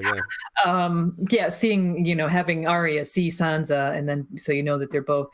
So Lady's death, chasing Nymeria away. These are all the things. Jory Cassell's death, it gets me. But I personally, in the reread, and this is this perspective, this kind of retrospect, because what's coming, I am completely wrecked by very small things, like the last time Ned and Kat embrace, when Kat leaves Bran and he's still asleep. The chapter when Ned is having breakfast with Sansa and Arya, and it's the last time any of them will ever see each other. Kat standing there kind of pray. I think it's when they're at the twins. She's praying that Robb will grow as tall as his father and hold his son in his arms. And these are things that are so incredibly tragic in retrospect that there were moments when I just had to stop and really take a deep breath and think, gosh, this is why do I keep reading this? Well, as to that, that's a segue to some of the best written stuff and some of the happier stuff. Yeah. Let's move on to that. This one's a little of both. It's kind of sad, but it's also great writing. A quote from both Laura Brandos and Stacey Meyer cited the same line. What is honor compared to a woman's love? What is duty against the feel of a newborn son in your arms or the memory of a brother's smile? Wind and words, wind and words. We are only human, and the gods have fashioned us for love. That is our great glory and our great tragedy. Yeah, this is a guy who has given his entire life to service, Maester Aemon, and he's talking about, but we're all about love, which is something that he's had very little experience with in his life. I mean, I'm sure he's felt love, but actually engaging in it, actually being able to love his brother and his brother's family and all that is something that he didn't really have because he went to the Wall at a fairly early age. And well before that, he was, a chained maester in the Citadel. So that is a great example because it's damn sad, it's damn poignant, and it's tragic, and it's incredibly, that is a really well-written line. People just keep coming back to that. That's why we keep coming back. Yeah, because it is, just nothing says it's about the journey more than the destination better than that. It's we're willingly putting ourselves through these tear-jerky moments because it's just that good. Yep. Anything to add to that, or was that... Yeah, no, well said. Well said. Yeah. Okay, well, let's move on. Here's another kind of sad, but not as sad because this one has a lot of potential for a happy ending. This is from our friend, the Celtic Hedge Knight, Warren. He says, one of my fave in the whole series is when Jon gives Arya Needle. Their relationship and her reaction is so pure. What gets missed and lost in analyzing Arya is how truly she loves and how loyal she is to those she loves. The show got this very wrong. I think if Arya and Jon meet again, and I hope they do, it will be a very powerful scene. Hashtag Arya-holic. Now, he says a few things about, how the show got this wrong and a few things that aren't right, but he does want to point out that Maisie is perfect as Arya in the show, despite some of the lines given to her and attitudes given to her maybe didn't quite line up as the way we wanted to. Mm-hmm. That's a great take, because Arya is kind of unabashed with her loyalty. She doesn't entertain these other notes. She's like, why isn't anyone mad that Micah was killed? Like, this is unjust. The rest of us kind of get it. We're like, yeah, this is how the world works. But Arya just is very like, no, this is how it should work. Why is it working this way? She's got this very, like Warren says, very pure kind of take. It's very black and white. And when I was reading it, Arya, I realized that she's so young. She's a child.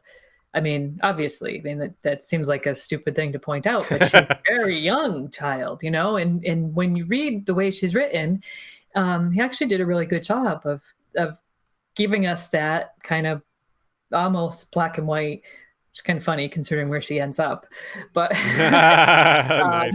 that sort of like worldview where it's, you're right or you're wrong. She's not really into kind of shades of gray, or she's loves very passionately and hates just as passionately, and all that stuff. I find the needle scene also very moving, like a lot of things, it's obviously very moving, but it's also kind of one of those things that in retrospect, because what that is going to mean to her, first of all, if she didn't have needle, think about what would her life have been like in King's Landing. Yeah. She would have not had her dancing lesson. She wouldn't have known Syrio. I mean, it enabled her to escape and to kind of defend herself, and to have this, she had these lessons, so she knew how to not be afraid and how to school herself in these things that Syrio Forel had been teaching her. And obviously going forward, needle is the symbol of her life at Winterfell and Jon Snow's smile and all of that. So you're saying needle is about revenge? Yeah, right. No, okay. So if anyone who didn't get that joke, that's what the showrunner said about Arya is what she thinks about needle. They reduced it to revenge. Like, oh, come on. In spite of the fact that I know it's out of the scope of what we're talking about, but it is my favorite line in the whole series. Needle is Jon Snow's smile, and et cetera, et cetera. So them getting that wrong is it's a real needle. Yeah, it really needled me. So yeah, that's really good, because speaking of how Arya is kind of sees things in black and white, you could say maybe she takes a little more after her father than her mother in that regard. And if you compare her both to Ned, who is also black and white about a lot of things, but when he gets involved in Southern politics, he starts to have to compromise too. And that makes Arya even more confused. Whereas Sansa is kind of understands that, she's on a different journey, and she doesn't see things as black and white. She'll flip on a dime about a lot of things early on, whereas later she starts to have more, a little more centered with her beliefs. But early on, she's like, it manages to take multiple different positions on things based on what's happening around her, which serves her well at court, because she's basically almost without power and agency for quite a while. She starts to learn where her agency lies over time. But Arya being stuck at court would have been like horrible for her. She couldn't adapt the way Sansa could. So like in a sense, they ended up in a way, they both ended up in bad places, but bad places that were suited for their skill set. Right. So that's kind of nice. So building on that, another comment from Facebook, Pantifal Voliander says, I couldn't remember Arya slashing at the crowd at Ned's execution. Somehow this really disturbed me. The way the scene was written was really engulfing. I felt like I was in that crowd, anonymous, everyone pushing around. The fact that Arya used needle to cut some of these people really gave it an even darker tone, because it is not described what happens to them. And I thought about that too. Like, who are these people getting slashed up? And not doing anything. And he points out that this is kind of a foreshadowing for the army of the dead, and how there's just like this endless wave of people and no one seems to be feeling any pain. And they're all just kind of as one. They're cheering for death here. And it's pretty dark. They're kind of all of one mind, which is similar to the concept of an army of whites led by an other. And I made that same point in throughout Rereadis, saying that this scene did remind me of the Army of the Dead too. Do you have any thoughts on this take? Yeah, I think that's a good take, and I noticed it as well when I read that scene. That when we spoke last week, I mentioned that I was stuck with Arya kind of clinging to. She had gotten to that point where she was clinging to Baelor the Blessed's legs, and I was afraid to go on. I had to take a day because I was like, oh, God, damn it, I know what's going to happen now, and just didn't want to read it. But yeah, I did notice that this thing about Needle, that she was hurting people. She was being hurt. She was in danger of being trampled. In fact, if she hadn't gotten to Baelor the Blessed and cramped onto his legs, I think she might have been trampled at some point. Yeah, you're right. It was a very frightening. It was well written from that kind of like crowd chaos and everyone. The mob mentality came out pretty strong there, which I guess is what you're dealing with when you're talking about the Army of the Dead. It's kind of the ultimate mob mentality, isn't it? And this metaphor or this foreshadowing really grows when you think about the fact that who saves Arya? A Night's Watchman. Right. It's Yoren, and he's legitimately heroic here. He doesn't just try to save her life. He keeps her from seeing the moment of Ned's death, which is on reread. I thought about that even more, and about how he's not just treating her like all the other Starks are treated for the most part as, especially the girls, they're treated a certain way because they have a claim. And Yoren doesn't give a crap about that. He's just being a good person. He's like, you don't want to see this. You don't want this trauma in your life. He understands what it is he's doing. Yep. And it's really important. And it's just, and then he just dies in the Clash of Kings, also heroically not giving kids up to turning kids over to the authorities who were certainly going to do bad things. So small characters like that and their heroism. And and of course, Barristan is in that crowd too. He doesn't have anything to do with Arya, but that's a fun little bit of detail to remind ourselves of.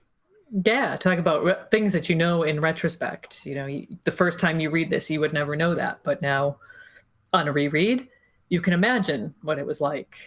That Barristan was out there. A black brother and a Kingsguard knight. So you have a white knight and a black knight, kind of. He's not a knight, but you know what I mean.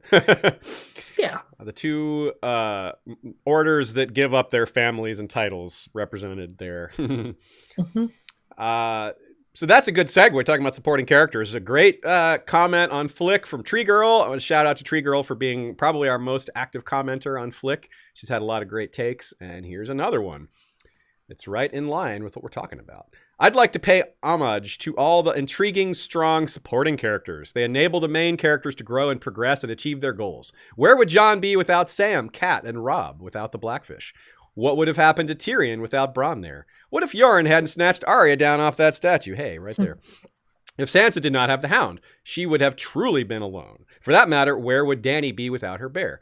Hell, where would Bran be without Hodor? George's characters always have heart and desires and their own purposes. They are never puppets to plot and outline. They are living parts of George's garden, and how I love to watch it grow.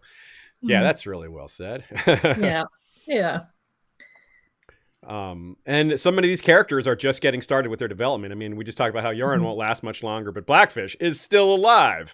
He outlived Cat and Robb, and Sam outlived Jon, although Jon is still a character, I suppose. And the Hound seemed to have died, but he didn't. So he's still out there too. And Jorah's still out there, and Hodor is still out there. And yeah, but part of what makes them so important as supporting characters is they stick around. They continue to impact the story. It might be one of the most, one of the fandoms where people cosplay secondary and tertiary characters the most.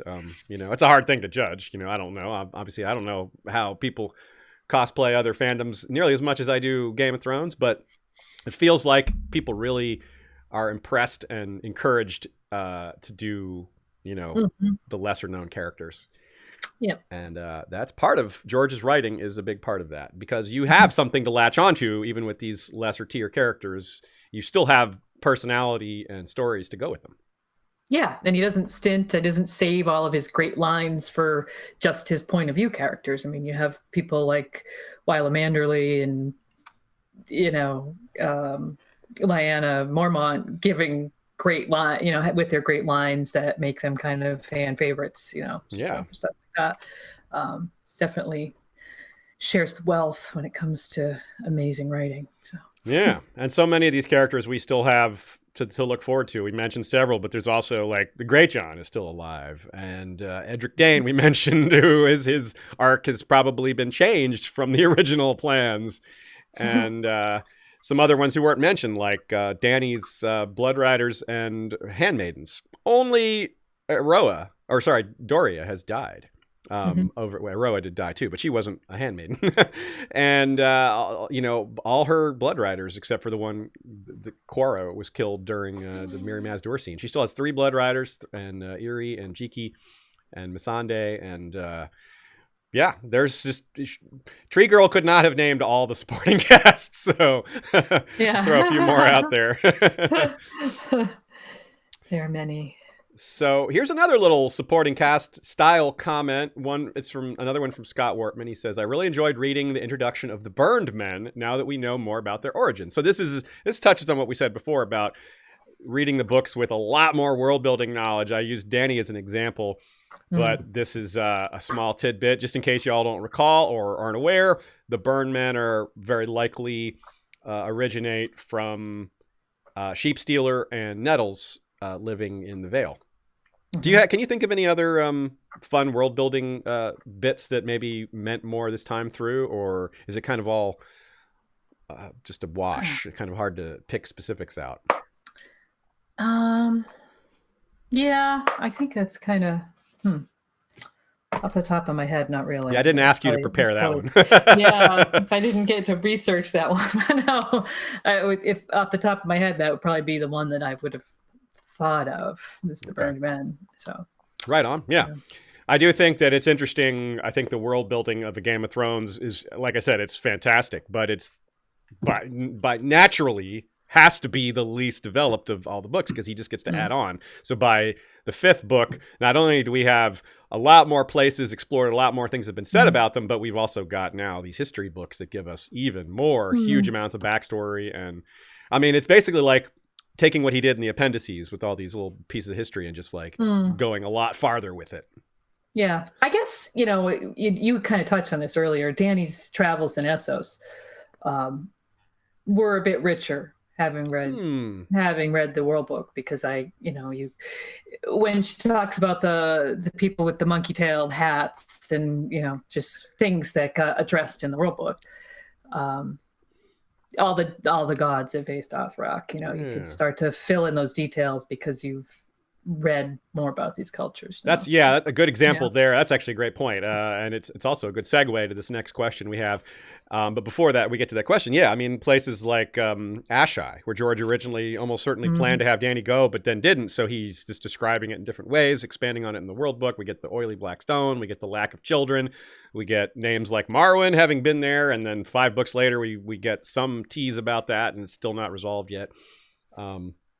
So Michelle Breen Conley writes, "There were so many things in the Daenerys chapters which blew me away. It's been a year since my last reread, so nothing specific is fresh, but upon opening the book, I opened directly to this quote that seemed in ways to foreshadow things to come. Jorah talking about the grasses beyond Asshai. You ought to see it when it blooms, all dark red flowers from horizon to horizon like a sea of blood. Come the dry season and the world turns the color of old bronze. And this is only Hrana, child. There are 100 kinds of grass out there. Grasses as yellow and lemon and as dark as indigo. Blue grasses and orange grasses and grasses like rainbows. Down in the Shadowlands beyond Asshai, they say there are oceans of ghost grass, taller than a man on horseback with stalks as pale as milk glass. It murders all other grass and glows in the dark with the spirits of the damned. The Dothraki claim that someday ghost grass will confer cover the entire world. That's a weird translate. It says confer, but it's cover the entire world, and then all life will end. So something I didn't really think about when we first had passed this quote, of course, thinking about the sea of blood, of course, reminds me of the Victorian quote from Makoro. He says, sailing on a sea of blood, with him being manipulated by Euron, Victorian being manipulated by Euron, but also just the idea that this is what the world is faced with, how, the snow and the ice will just destroy everything and destroy all this life. But if you think about it in terms of all the people of the world as a metaphor for all these different hundreds of types of grasses of different colors, he specifically uses colors that people don't have, orange and blue, right? Which is maybe he's just being sneaky there by not using, colors that would represent human skin tones. But if you think about it that way, like that's what the others are trying to do. They're trying to turn all the humans into these unthinking, pale as milk glass type dead people. So it's really a metaphor for that as well. And that's just, it's a great quote. There's so many of these moments where the foreshadowing hits on multiple things, because you've got the destruction from her side, but you've also got the destruction from the ice side of things, but you also have this ancient history and Shadowlands and Ashai where some other magical stuff went down. So what do you think about all this stuff? Yeah, I think it's great foreshadowing of, this. It gives me chills every time I read it. This ghost grass covering the world. I mean, seems like pretty nailed on for the army of, the dead, the others, just kind of this icy magic taking over. I'm fascinated by the pale as milk glass description. That's that doesn't come up. That phrase doesn't come up very often. So that seems to me to be kind of like a little marker of, hey, this stuff's kind of important. Yeah, that coloring, you're right. It only comes up with things like dawn and corpses. Yeah. And that line, it murders all other grass and glows in the dark with the spirits of the damned. That really, the spirits of the damned part is really another, like, oh, is he talking about whites here? Exactly. Yeah. And all life will end, like, ooh, damn, long night. Yeah, it's really, I mean, night would murder all this grass just like, fire or winter would. Or all three. Hey. Yeah. So good one. Certainly rereading Dany's ending chapters, I would say that Dany 9 is the one that really stands out for me. And because of it combines dreams and blood magic that we don't fully understand. It's kind of the test case for all blood magic to come. The concept of death must pay for life. And all her dreams that are full of foreshadowing and history. Does Dany 9, that one really stands out to you too, doesn't it? Yeah, Dany 8 and 9 really. Yeah, 8 also. Yeah, they're kind of together. But, they seem to be two parts of a whole almost. So, but yeah, between the dreams and her interchanges with Miri, prior to the pyre, she has this great conversation with her. And Dany is very, you can see her finding her fire there. She's very cold. Well, that's funny to say she's finding her fire. She's very cold, but you know what I mean? She's very fierce but very focused way. She's, I don't know. I really liked that. The two of them conversing. Yeah, there's lots of talk of her forgetting her past and moving past it. And it's interesting how it comes so quickly after some of these really major traumas. And she's just immediately trying to put that behind her. And that's probably not the healthiest way to process, but which is I think that's part of the point, that she's not fully processing some of these traumas, that she's just kind of moving forward, just keep going. Leave all the dirty and broken things behind you, and you won't have to look at them. I mean, when she sees her brother murdered right in front of her eyes, I mean, she watches and she thinks, well, he was no dragon. Moving on, she does think about him, but it's almost like in a haunting kind of way. It comes up in her dreams. Yeah. I think much later she has a dream where he says, kind of, you didn't mourn me. Yeah, you're right. I think in Dance with Dragons, I think it is during that ending. At the part. end, yeah. So, and she doesn't really. She kind of she has to move on. She has to go forward. It's the origin of that. If I look back, I'm lost. So she just kind of puts all the bad things behind her. And we're reminded of a lot of those things. George restates the importance of a lot of those concepts in Dany's final Dance with Dragons chapter. She thinks about a lot of these things. She thinks about where she's been. She thinks about Viserys. She thinks about Mirri Maz Duur. She thinks about Rhaego's death. She thinks about Drogo's death. All these things come back to her. But it's like the first time she's had to process them a little bit, but she doesn't exactly process them still this kind of way. They're just like echoes, like whispers from her past.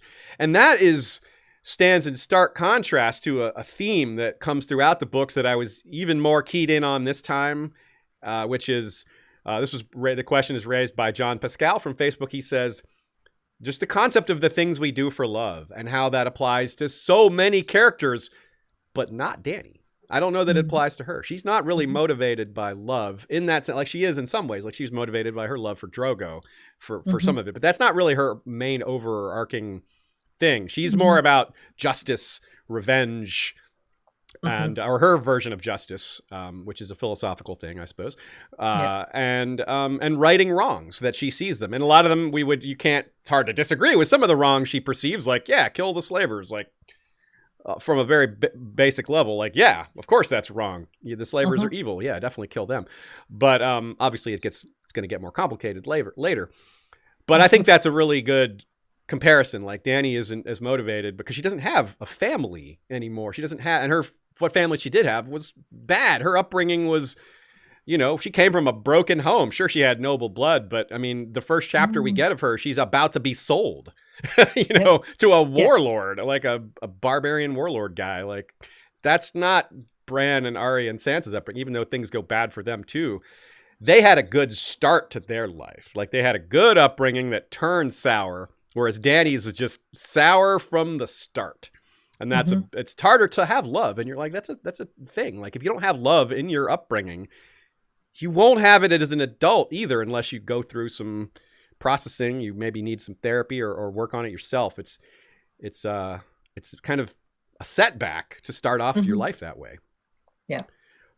So let's talk about the things we do for love as it applies to characters who it does apply to. The question from John here, he points out, well, it's not a question, but a comment. I'll read it here. Just getting past the deeper meanings of that in the context of much of Jaime's bastardry. He's using the term, metaphorically, not that Jaime is a bastard. Jaime, you are such a bastard. Not Jaime is a bastard. Yeah, no, this isn't one of those Ares is Jaime's father theories here. Yeah. The quote continues, "It was just so great for George to make that reference, as blatant as it was. And my God, it was depressing to find out Bran was effectively crippled for life. Of course, I had no idea at the time he was gifted with the sight. There are so many ways this is possibly the greatest debut of any series ever. I want to pick up the whole set cheap sometime, but I don't have the room as of yet." Yeah. So with Jaime's making that comment, but yeah, it does apply to almost everyone. Like Bran is a very loving character. Ned, his promise is all about love. The promise to Lyanna is his love, right? I mean, that's the thing he does for love. Tyrion, his sense of love is a little warped because of his upbringing too, but he's still acting on it in a lot of ways. Sansa loves her dreams before their shadows. There's this applies to almost every character. Let me stop and let you weigh in here. I've been rambling for a minute. No, that's okay. Everybody is. I think that's a major theme here. Catelyn, it applies. I mean, obviously, to her entire arc, the things she does for love. You can talk about family duty and honor, but it's love of her family that motivates her more than just plain honor. People will make the case that Cersei did a lot of the things that she did to, out of love of her children. I think when we gain her POV, we learn that she sees her children as extensions of herself for the most part. But Early on, she certainly, is making these decisions, like when she sees Ned in the Godswood and, does not leave with her children. She takes a much more dramatic course of action, but she's doing that theoretically out of, love, self-preservation. It applies to almost every character on some level, except, like you said, not really Dany. But Yeah. she's so entirely separate from this narrative. I guess it's at the beginning, it's not really that surprising that she's got a whole different set of themes going on. And it's kind of why she. What about a character like Bran? Would you say he does it for love of money? She says, "What about Bran for characters?" Yeah, maybe he does it for love of money, but I think he's kind of, in a sense, in an obscure way, he's got a similar upbringing to Dany, that he probably never had like healthy examples of love around him when he was growing up. Which, in that sense, he'd be similar to Dany. But yeah, I think so.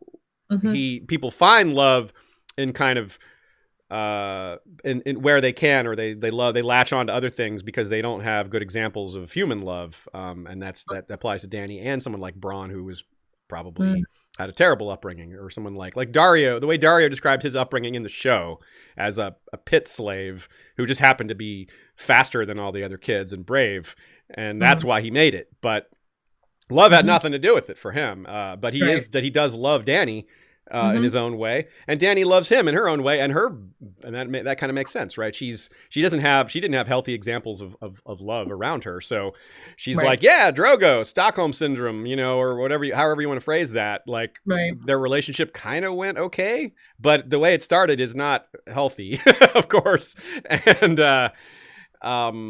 certainly like falling for Daario, like that's if this is a real person, you'd be like, a teenager falling for a bad boy is kind of like, all right, well, that happens. But it's also a sign of her upbringing. Like, she's not falling for people who have her best interests in mind, who are good people. And it's a clever way to write the character that was raised the way she was raised. Yeah. I write about someone like Sandor Clegane. Ooh. Talk about a bad background, bad upbringing, probably not. Well, I mean, we don't know much about his mother, his sister, who died mysteriously, but probably didn't have a lot of love. But then, we think that there is a lot of evidence that he is learning to love both Arya and Sansa in different ways. And, for him, maybe it's the things I do for hate. Until I met those Stark girls. Yeah, now he's learning some different things. Yeah. For love now, but yeah, I mean, he probably was someone that was motivated by hatred, up to a point. So, yeah. Interesting. And that's, of course, as much as we can have a flip side to love, hate would be the best, probably opposite emotion. So it kind of makes sense that people, if you're that motivated by love, you could be that motivated by hate. I mean, there's a lot of characters who were really motivated by hate, like Balon Greyjoy. I wouldn't say Euron, he's just a psychopath, but he's motivated by, I don't know what exactly would be the one, but it's not hate. Helen O'Grady says in the chat, and I wrote in the document, love of power. Love of power. In case you couldn't hear that, Shea points out that Helen O'Grady, chatter commenter, says love of power is big, and that would be like Tywin would be, or maybe love of pride, which is kind of similar. Pride and power kind of go together in a lot of ways. Robert, what's Robert? Love of wine? Love of drinking? Yeah, exactly. I'm sorry? Leaf Underhill said Stannis duty. Oh, yeah, Stannis loves duty. Stannis also loves pride, but yeah, I think duty he puts number one. Loves duty.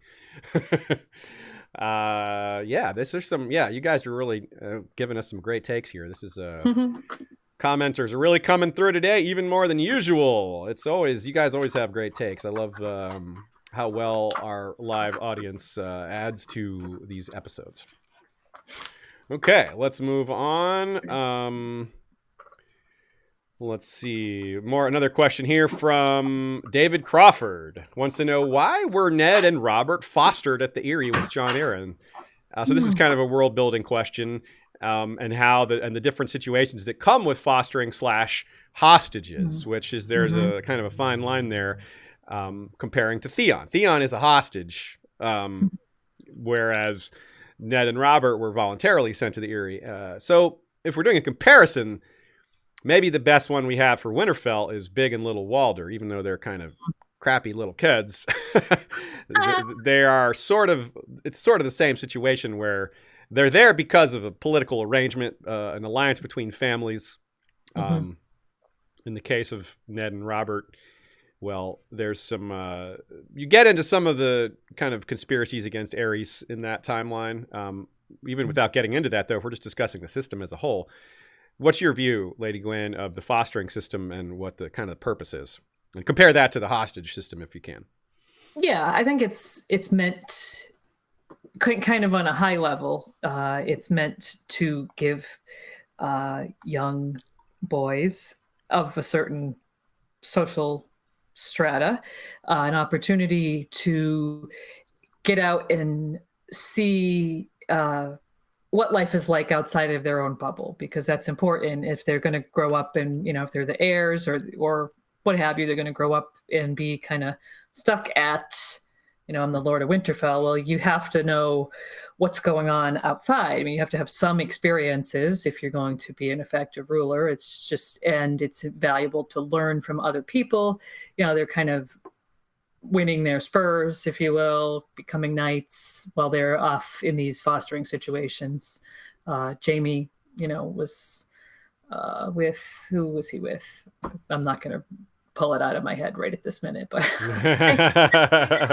similar. He was Sumner Craycall. Sumner Craycall from He squired for Sumner Craycall. Yeah, so they go off and they take to learn from other people, because you could learn from the men of your own household, your father or maybe uncles or what have you. But it's valuable to learn from other people as well.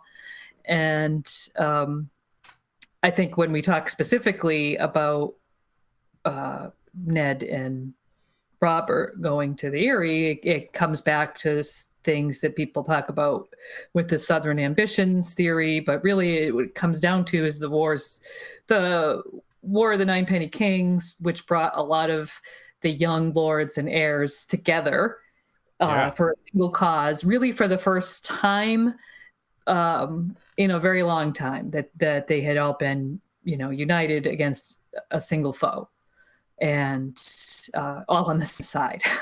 So, and they got to know each other, and that gave rise to a lot of back and forth between great houses in the next generation after that. So, that's why you start to see these marriage alliances and these fostering situations pop up. So, I think the situation with Theon was meant to be, it's just obviously a straight up hostage situation.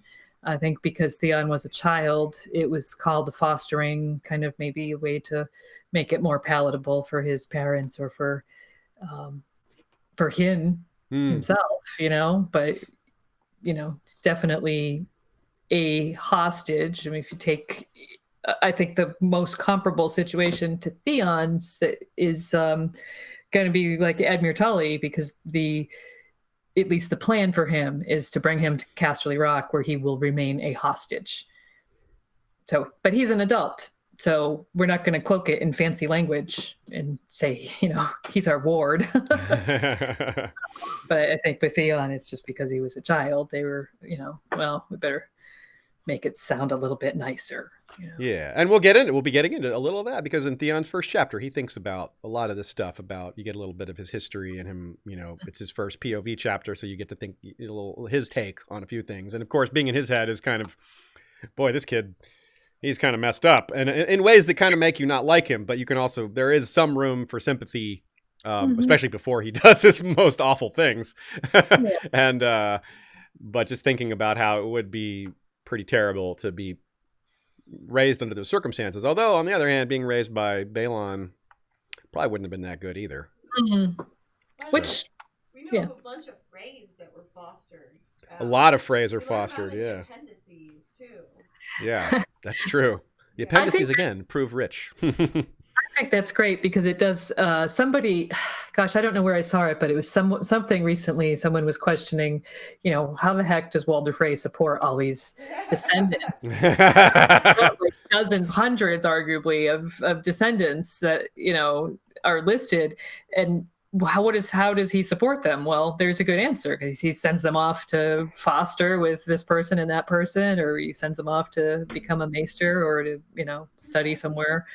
So he talks about getting rid of some of his kids, like in a sideways manner, and that's part of what he means. He's not just like, I don't like this kid. He's like, I'm tired of paying for this kid's meals and armor. Too many mouths to feed. Yeah. Yeah. And then he brags about how many kids he has. He's like, well, Yeah, what does he have? Goes both ways. Yeah. I think he has 21 sons or something. Yeah, something huge like that. Yeah. He doesn't even know. He says it to Kat, and I think it's 21, yeah. I could match you 1 for 1 on sons and I'd still have 18 more, or so, I don't know, some kind of yeah, match him son for son and still have which shows you how much someone like Walder attaches the notion of manhood is attached to how many kids you can have, which we're glad that's not as much of a societal impulse anymore. Oh God, he's creepy, isn't he? With his new Mrs. Frey. Oh God, yeah. Oh, he'll get her with child. I mean, that whole or Black Walder will, yeah. Yeah. Someone will. Some Frey will, yeah. He won't notice. Yeah, he won't notice. He's certainly not from the way the kid looks. Another thing that does this whole fostering system is it creates, of course, it's designed to build friendships between lords that would otherwise potentially go to war with each other later. So if they're friends, then that's a lot less likely to happen. And you kind of see that with Ned and Robert, because they're just, if those two hadn't grown up together, I mean, they have so little in common. They are really not similar at all. They're friends because they grew up together, and those differences in a sense make them stronger, but it also, they're, as we saw in Ned's second chapter, they're galloping towards the graveyard. Like, yeah, let's go to that grave as quick as we can. Right. Let's die together, but apart, but together. So, to me, that was one of the surprises. I hadn't noticed all, like, there was foreshadowing for Ned's death, but there was way more than I had realized. Things like that, like standing on the barrow and all those things.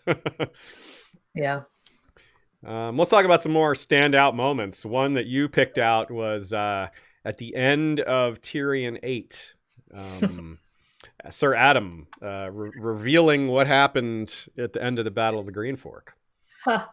I love this so much because I think Tywin is overrated. I think he's a terrible person, but also, I think he's overrated as a military commander and as a leader and everything else. So here we have Sir Adam Marbrand pops into their council and is giving, kind of the summation of everything that's happened after they've taken their hostages and such. And he has to confess, the Stark boy was not with them, my lord. They say he crossed at the Twins with the great part of his horse, riding hard for River Run. And Tyrion, sitting there, thinking about what his father had just said. He was just calling Robb a green boy, more like to be brave than wise. And just the absolute glee. You can just feel Tyrion. Well, it says he would have laughed if he hadn't hurt so much. But the fact that you, the reader, and Tyrion are just absolutely on the same page right there. I'm just like, haha, sticking it to Tywin. Tyrion loves seeing his father get it like that, doesn't he? He just loves anything that tweaks his nose, his pride. He just, yeah. Yeah, we do too. So, we've hardly even met this great Tywin Lannister. He's been built up off page as, this great military leader and the former hand of the king, et cetera, et cetera. And here he is, scarcely even in our, actually there on page, and he's outwitted by a 15-year-old and boy. and you kind of can sense from the way he runs his councils. People make suggestions, people point things out, but no one would ever have said, "Hey, Tywin, do you think it's a bad idea maybe to make so many assumptions about how Rob's going to do his strategy?" Like Ned would have accepted that kind of criticism, I think. Yeah. Rob would accept that kind of criticism, but Tywin would be like, people would be afraid to say that to Tywin. And that's another strike against him as a leader, is that if your subordinates are afraid of making suggestions to you because of how you will take it, that's not a good, you're not fostering good discussion there. I don't think Tywin is having his, master of horse or his steward or whatever, all the different men, his blacksmith or whoever, come and sit with him at his dinner table and listening to their stories and asking them questions about what they're doing, how their lives are, which is something that we hear that Ned did. So I just, I speak so much to the difference between those two men. Yeah. And and it's interesting, you can kind of look at this kind of different groups of leaders and how they rule and how much that may foreshadow other leadership styles. Like, to me, what Tywin is doing reminds me a little bit of how Dany ends on the show, very briefly. Like, well, if I got to rule by fear, I got to rule by fear. Now, she was willing to rule by love. Tywin, of course, no chance. He was never on that trip. But you compare Tywin to Stannis, who is also proud and kind of by the book and a lot of things, but doesn't have Tywin's cruelness, nor does he have, he also has a much greater sense of fairness than Tywin does. But, and then you compare it to Ned, like you said, who is open to ideas and who listens and doesn't put himself above others as much as Tywin would, not even close. And how some of these are going to be reflected later when new characters take over. Like, how is Sansa going to rule, assuming she does? How is Dany going to rule in the books? How is Jon going to behave? We sort of see that already with how he behaves as a Lord Commander. But if he becomes undead king in the North for a time, then what style will he use? Like, how will being resurrected affect the way he rules? How will he need to be really tough by necessity because of the great danger they're facing? The threats from the North, from the others, might mean making some tough calls and being not cruel, but making decisions that may seem cruel, like sending a certain child away from the wall from his mother to avoid being burned to death. I mean, that was a really hard thing Jon did, but you kind of got to be like, well, if it's that or that kid being burned, well, then it is an easy call, even though it's a tough call to send a kid away from his mother. But if it's that or this, it's not a tough call. So, yeah, I think there's a lot of room for, I think that maybe what George is doing here, a lot of is giving us a variety of leadership styles as a form of foreshadowing for later rulership styles that the younger characters will be taking over much farther down the line. Yep. Very good job, George. So you had a couple of chapters that you specifically listed as standouts for you here. Now we briefly touched on that earlier, but let's get a little more detailed with that. You say from Eddard, you picked out Eddard 9 and 10. Are those which ones are those? Are those Tower Joy memories or? Yeah, it's the at the brothel with Littlefinger, and so he's has met Barra, and so kind of all those thoughts that he's having about Robert and Rhaegar and Jon Snow, and then they get attacked in the streets, and then it segues into the next chapter, which is the Tower of Joy. It's just really rich with Ned, sort of RLJ kind of stuff, Stuff where there's still a lot of mystery. There's still, at that point, there's still a lot of mystery, but there's a lot of answers to be found there. Like, the most important one to me is when he thinks he's riding out in the rain after having met Robert's bastard daughter, and he's just so disgusted because Robert has made all these promises to this girl that he has no intention of keeping, right? Yeah, that's true. And he thinks to himself, first of all, it says for the first time in years, he found himself thinking of Rhaegar Targaryen. Well, it's not the first time in years. He's thought about him in the past chapter. He thinks about him almost every single chapter up to that point. So the point is, for the first time in years, he's thinking about Rhaegar in a specific way, and he compares him to Robert, and Robert comes up wanting. Unfavorably, yeah. Very unfavorable comparison there. Yeah. So, he allows himself, I think, in that moment to think of Rhaegar as Jon's father, and as he's putting himself into this, there's my sister and Rhaegar, and how would that have played out, sort of thing.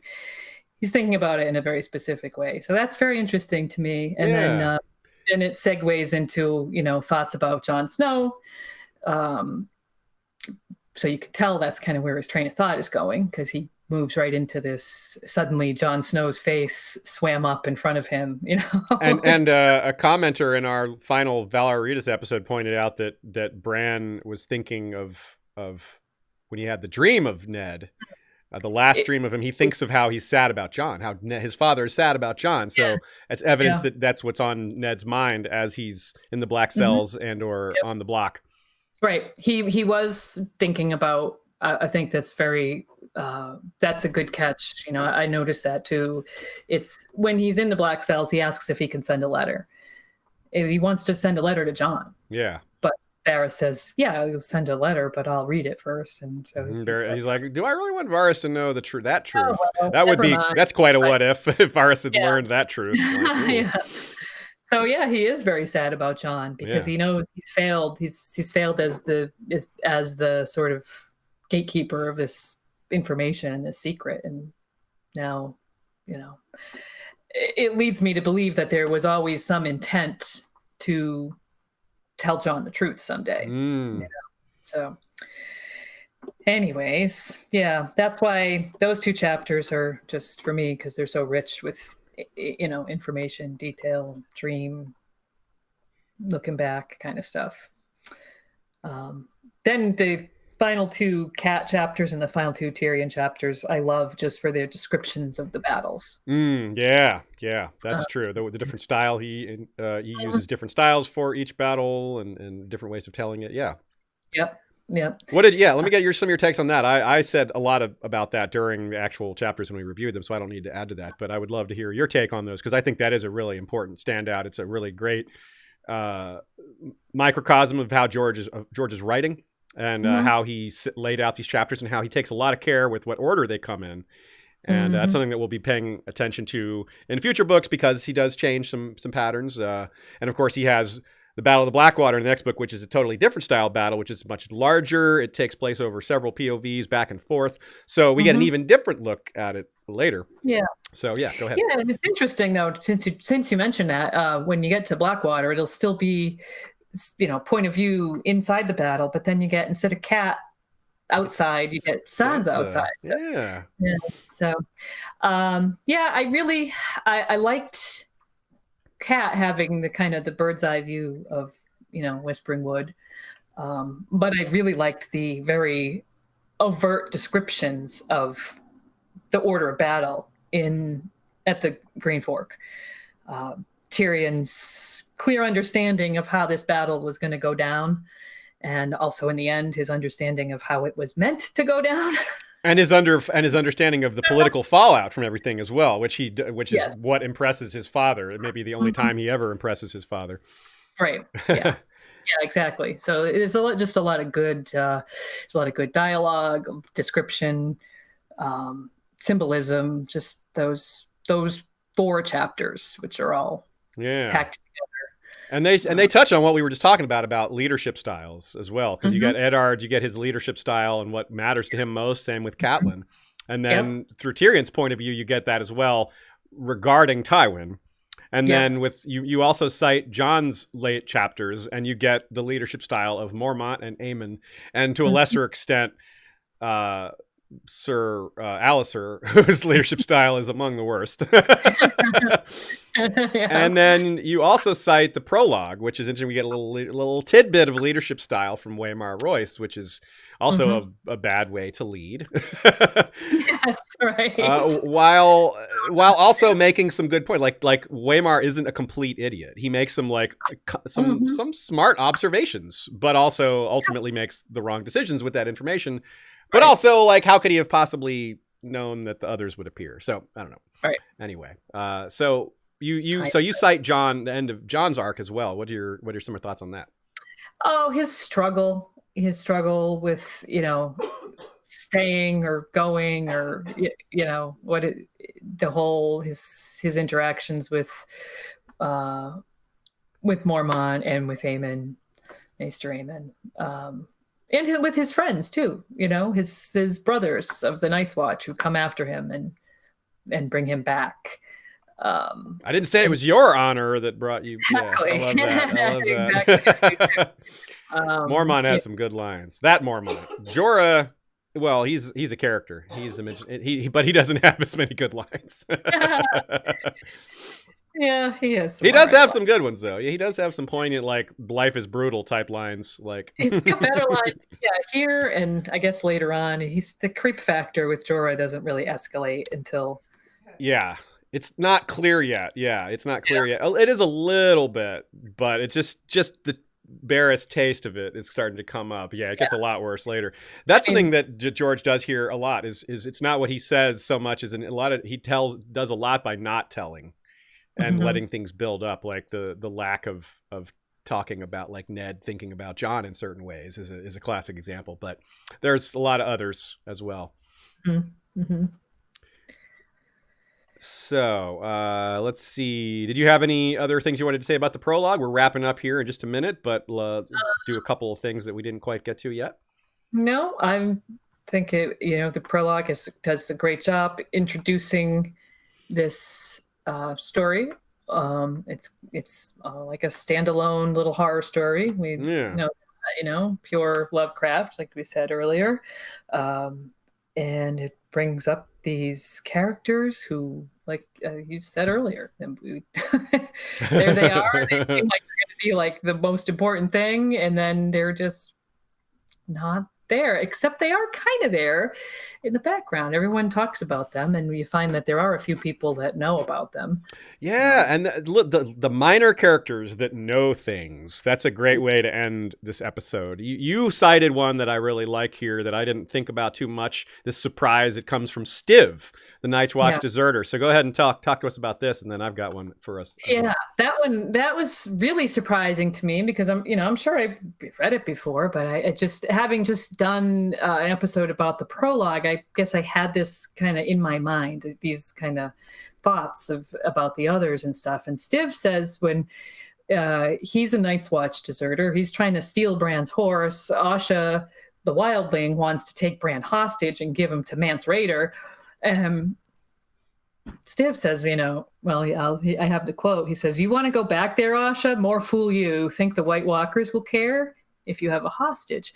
And I realized when I read that line that this guy, the way that's written, he's seen the White Walkers.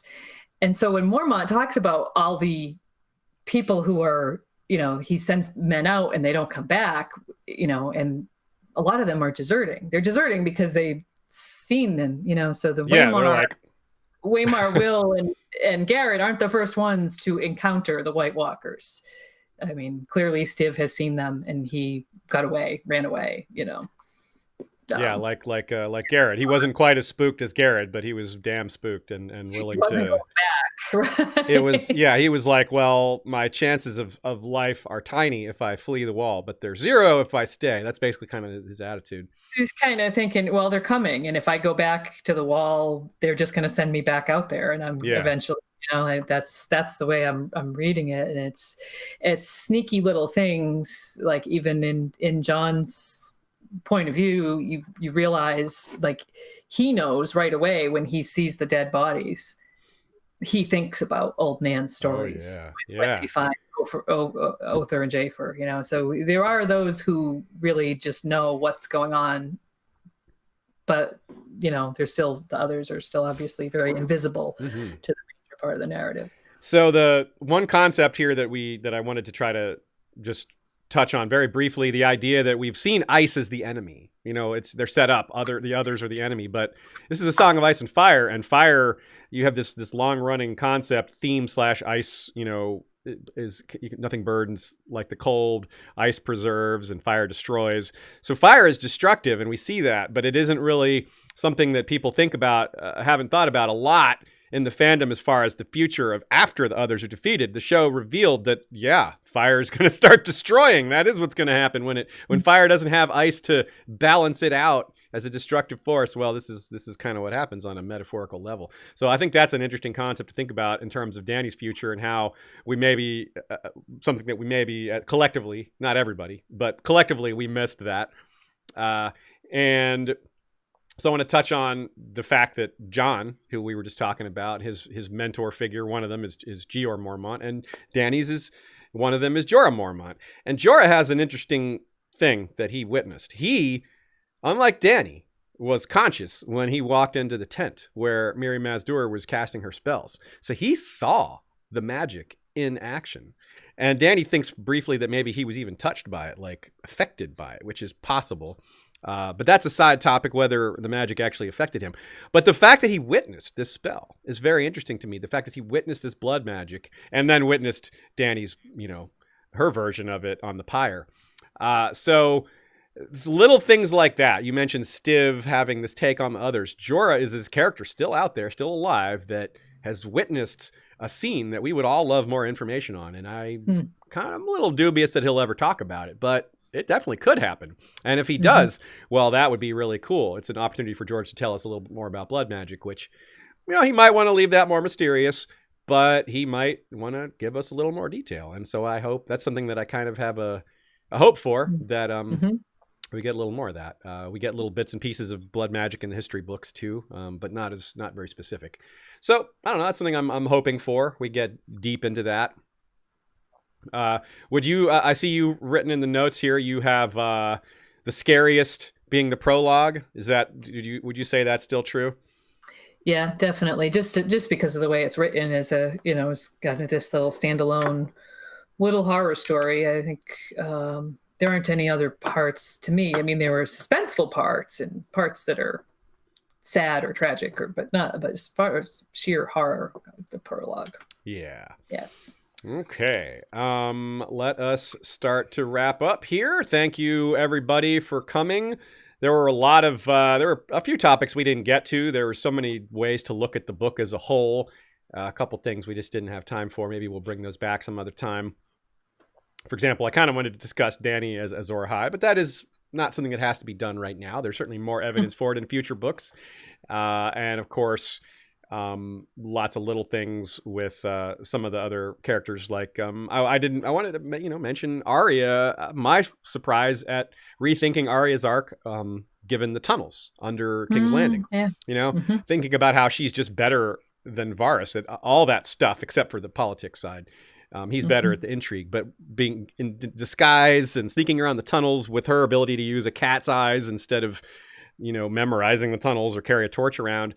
But the part I still can't figure is what she's going to do with that, who she's going to kill or target or make use of that. So going forward, maybe there'll be more evidence of what that might be. We'll have to be aware of future foreshadowing. So that's one thing I would love for y'all to do. If you want to send us tweets or emails or messages on Patreon or however you like to communicate with us, tell us what you're on the lookout for when you're reading Clash and then Storm as well. Like, what are you particularly trying to hone in on? What do you think you might have missed details on that this time you're particularly looking forward to finding? I didn't ask you that question in advance, Lady Gwyn, but if you do have any thoughts on that, go ahead and you can share them. Maybe you already have some ideas for what you're looking for in Clash. Yeah, I'm reading, kind of the obvious suspects with great interest. I'm reading Bran and Dany only has 5 chapters in Clash, so that's going to be. It's kind of she's kind of not in limbo, but her story really takes off in Storm. Right, it doesn't advance very, very, very much. But it's interesting to read and find where those little themes are. Yeah. And we have a lot more world building knowledge of these places she's going to, too. That'll be fun. Right. Yeah. So. So yeah, we have a lot to look forward to. There's lots of Sansa, lots of Tyrion becomes the main POV. He has, I think, it's 15 chapters, if I remember correctly. So yeah. Well, tell us what's next for Radio Westeros. Well, I am right now working on a episode about Viserys, which is a character we had never covered closely, but having just read Game of Thrones, it seemed like a good time to cover him. We do have some, there's information about him from the World Book, and a lot of someone that I think you can have some good discussions about Viserys, the kind of life that he had. So that's that. And we are also going to continue with our prologue series eventually. So we have that going on. Cool. And you mentioned our Dance of the Dragons collaboration. Yeah, that's right.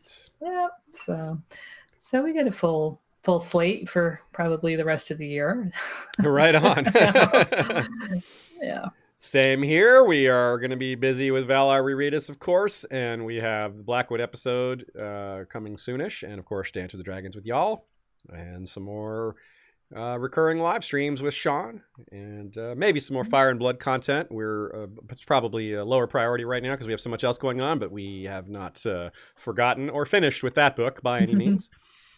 So, thanks to all of y'all for coming. Thank you for all the great questions and ideas and discussion points that take us to fun places we hadn't considered, or at least enrich places we had considered.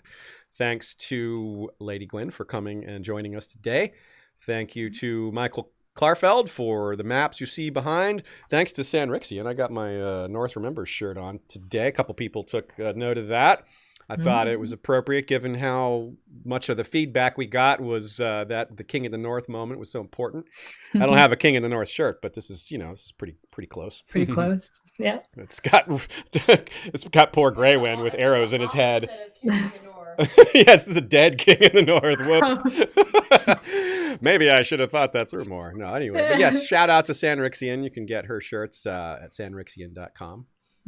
And shout out to our Bengineer working on all these episodes, cleaning them up for us and making our helping with our combined POV episodes. And of course, thanks to History of Westeros's lovely list of glorious patrons, beginning with the mysterious BR, Hand of the King. Lord Stephen Stark, titles. Hand of Queen Ashay, who is known as the best. Lord Jim the Fortuitous of Wars and Politics of Ice and Fire blog and Warden of the West. Lord George Stormsville the Cunning, Lord of the Chiliad and Warden of the East. Cabeth the Unfrozen, Lord of the Bricks and Castle Crimson Light, Defender of the Old Gods and Warden of the North. Lady Kelly McMath of Covington is Lady of the Villa Hills and Crescent Springs, Warden of the South. Lord James Tuttle is King of the Stepstones and the Narrow Sea, Commander of the Royal Fleet, consisting of the Narrow Fleet led by Flagship Caraxes and the Bloodstone Fleet led by Flagship Prince Daemon. Lord James Tuttle is also a student of history and has been reading up on the ancient trade between many of the great houses, as an opportunity to make more profit himself. That is the way of the King of the Stepstones and the Narrow Sea. King Beyond the Wall, Sidney Jesse, the Fallborn, Lord of Bluespring and the Haunted Forest, wields a dagger of dragonglass and the Valyrian steel blade Red Flossed. He shakes his head at all this talk of brothers of the Night's Watch running away from the others. It's like, what cowards. He's not afraid to face them. Lady Sarah Connolly, the Willful, says wit beyond measure is man's greatest treasure, as Jenny's patron.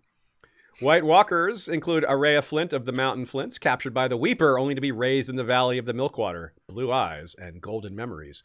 Alexander Greyblood is first of the first men, now crowned in ice, called Silencebringer, Woodblinder, and the Snow of Night, wielder of the ice-forged greatsword, Pale Frost.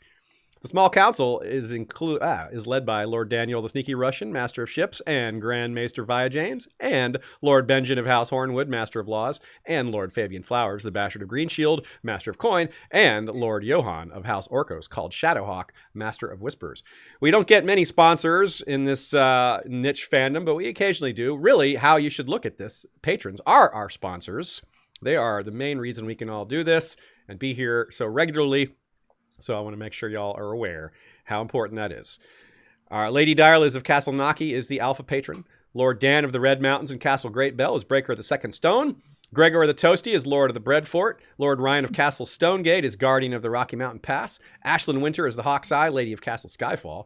Lady Mikkel of Moonacre is leader of the Werewood Protectorate Alliance. The Lord of the Halls of Castle Hillcrest is wielder of the Valyrian Steel Machete Everglazed. Lord Alistair Whitaker is Lord of the Dawnhold.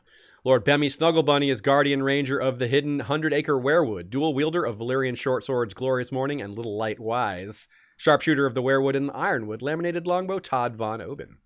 The Bastard of the Wolfswood is First Forester of the Old Gods, sworn to house Iron Werewood, motto, listen for the silence. Lady Lyanna Kelly of Wolf Island is Protectress of the Steelhold. Casey Stark is of House Acres. Lady Kay is of House Archer, Lady of Earthdog Hall, Huntress of the Wolfswood, and Guardian of Maddie Squirrelsbane, the mighty Direweenie. Lady Raywin of House Dillsdane is the Star Spear. Peter Rivers is the Pale Dragon and heir to Bloodraven. Lady Carlin Carey is of Castle Stone Sharp, whose horse is shod in Valyrian steel. She is Lady Rider of the Rising Hills. Lord Brendan Lannister is the Bloodlion, ruler of Castle Everroar. Our King's Justice is Sir Troy the Steady, wielder of the Valyrian steel blade Fate. Our Queen's High Council includes Bloody Ben Blackwood, Master of Whisperers, Rebea Stareyes, Lady of Waves and Mistress of Ships, Captain of the Iron Shadowcat. In the shadows we bear our claws. Catrin the Wise of House Trondheim is Master of Coin. Grand Maester Elizabeth is middle daughter of Lyanna Mormont, First Lady to forge both the Silver and Valyrian steel links. Laura Boros is the Lady of Infinity, Master of Laws. Our Kingsguard is led by Lord Commander Miriam R., backed up by Sir Glennon of House Leanne, called Lion Cloak, longest tenured of our white swords. Also Sir Dean, the White, Knight of the Black Star. Sir Jord of House Pepsi, the Beverage Knight. Gregor Snow, called Snowbear, a bastard of Winterfell. Sir Jen Seaworth, Knight of the Southern Snows. Lisa, Water Witch of Dorne. Our Queen's Guard includes Lord Captain Commander Haima Helmont, the Sellsword Sentinel, doing double duty as a Queen's Guard and Sellsword Captain. Alexander of House Atreides is from the seat of Dune. I must not fear. Fear is the mind killer. Sir Rambo is Knight of House Gannon, motto First Blood. Maybe you can change that to Last Blood now that that movie is out. I hear it's really bad. Shocking that Last Blood would be bad. Sir Leon of House Walker is wielder of the twin Valyrian steel blades Fire and Ice and the Werewood bow Rain. Amber the Adamant is the Knight of the Mist and Mother of Squids. The Wintry Wolverine's motto is We finish what you begin. And Nora Nico rounds out the Queen's Guard.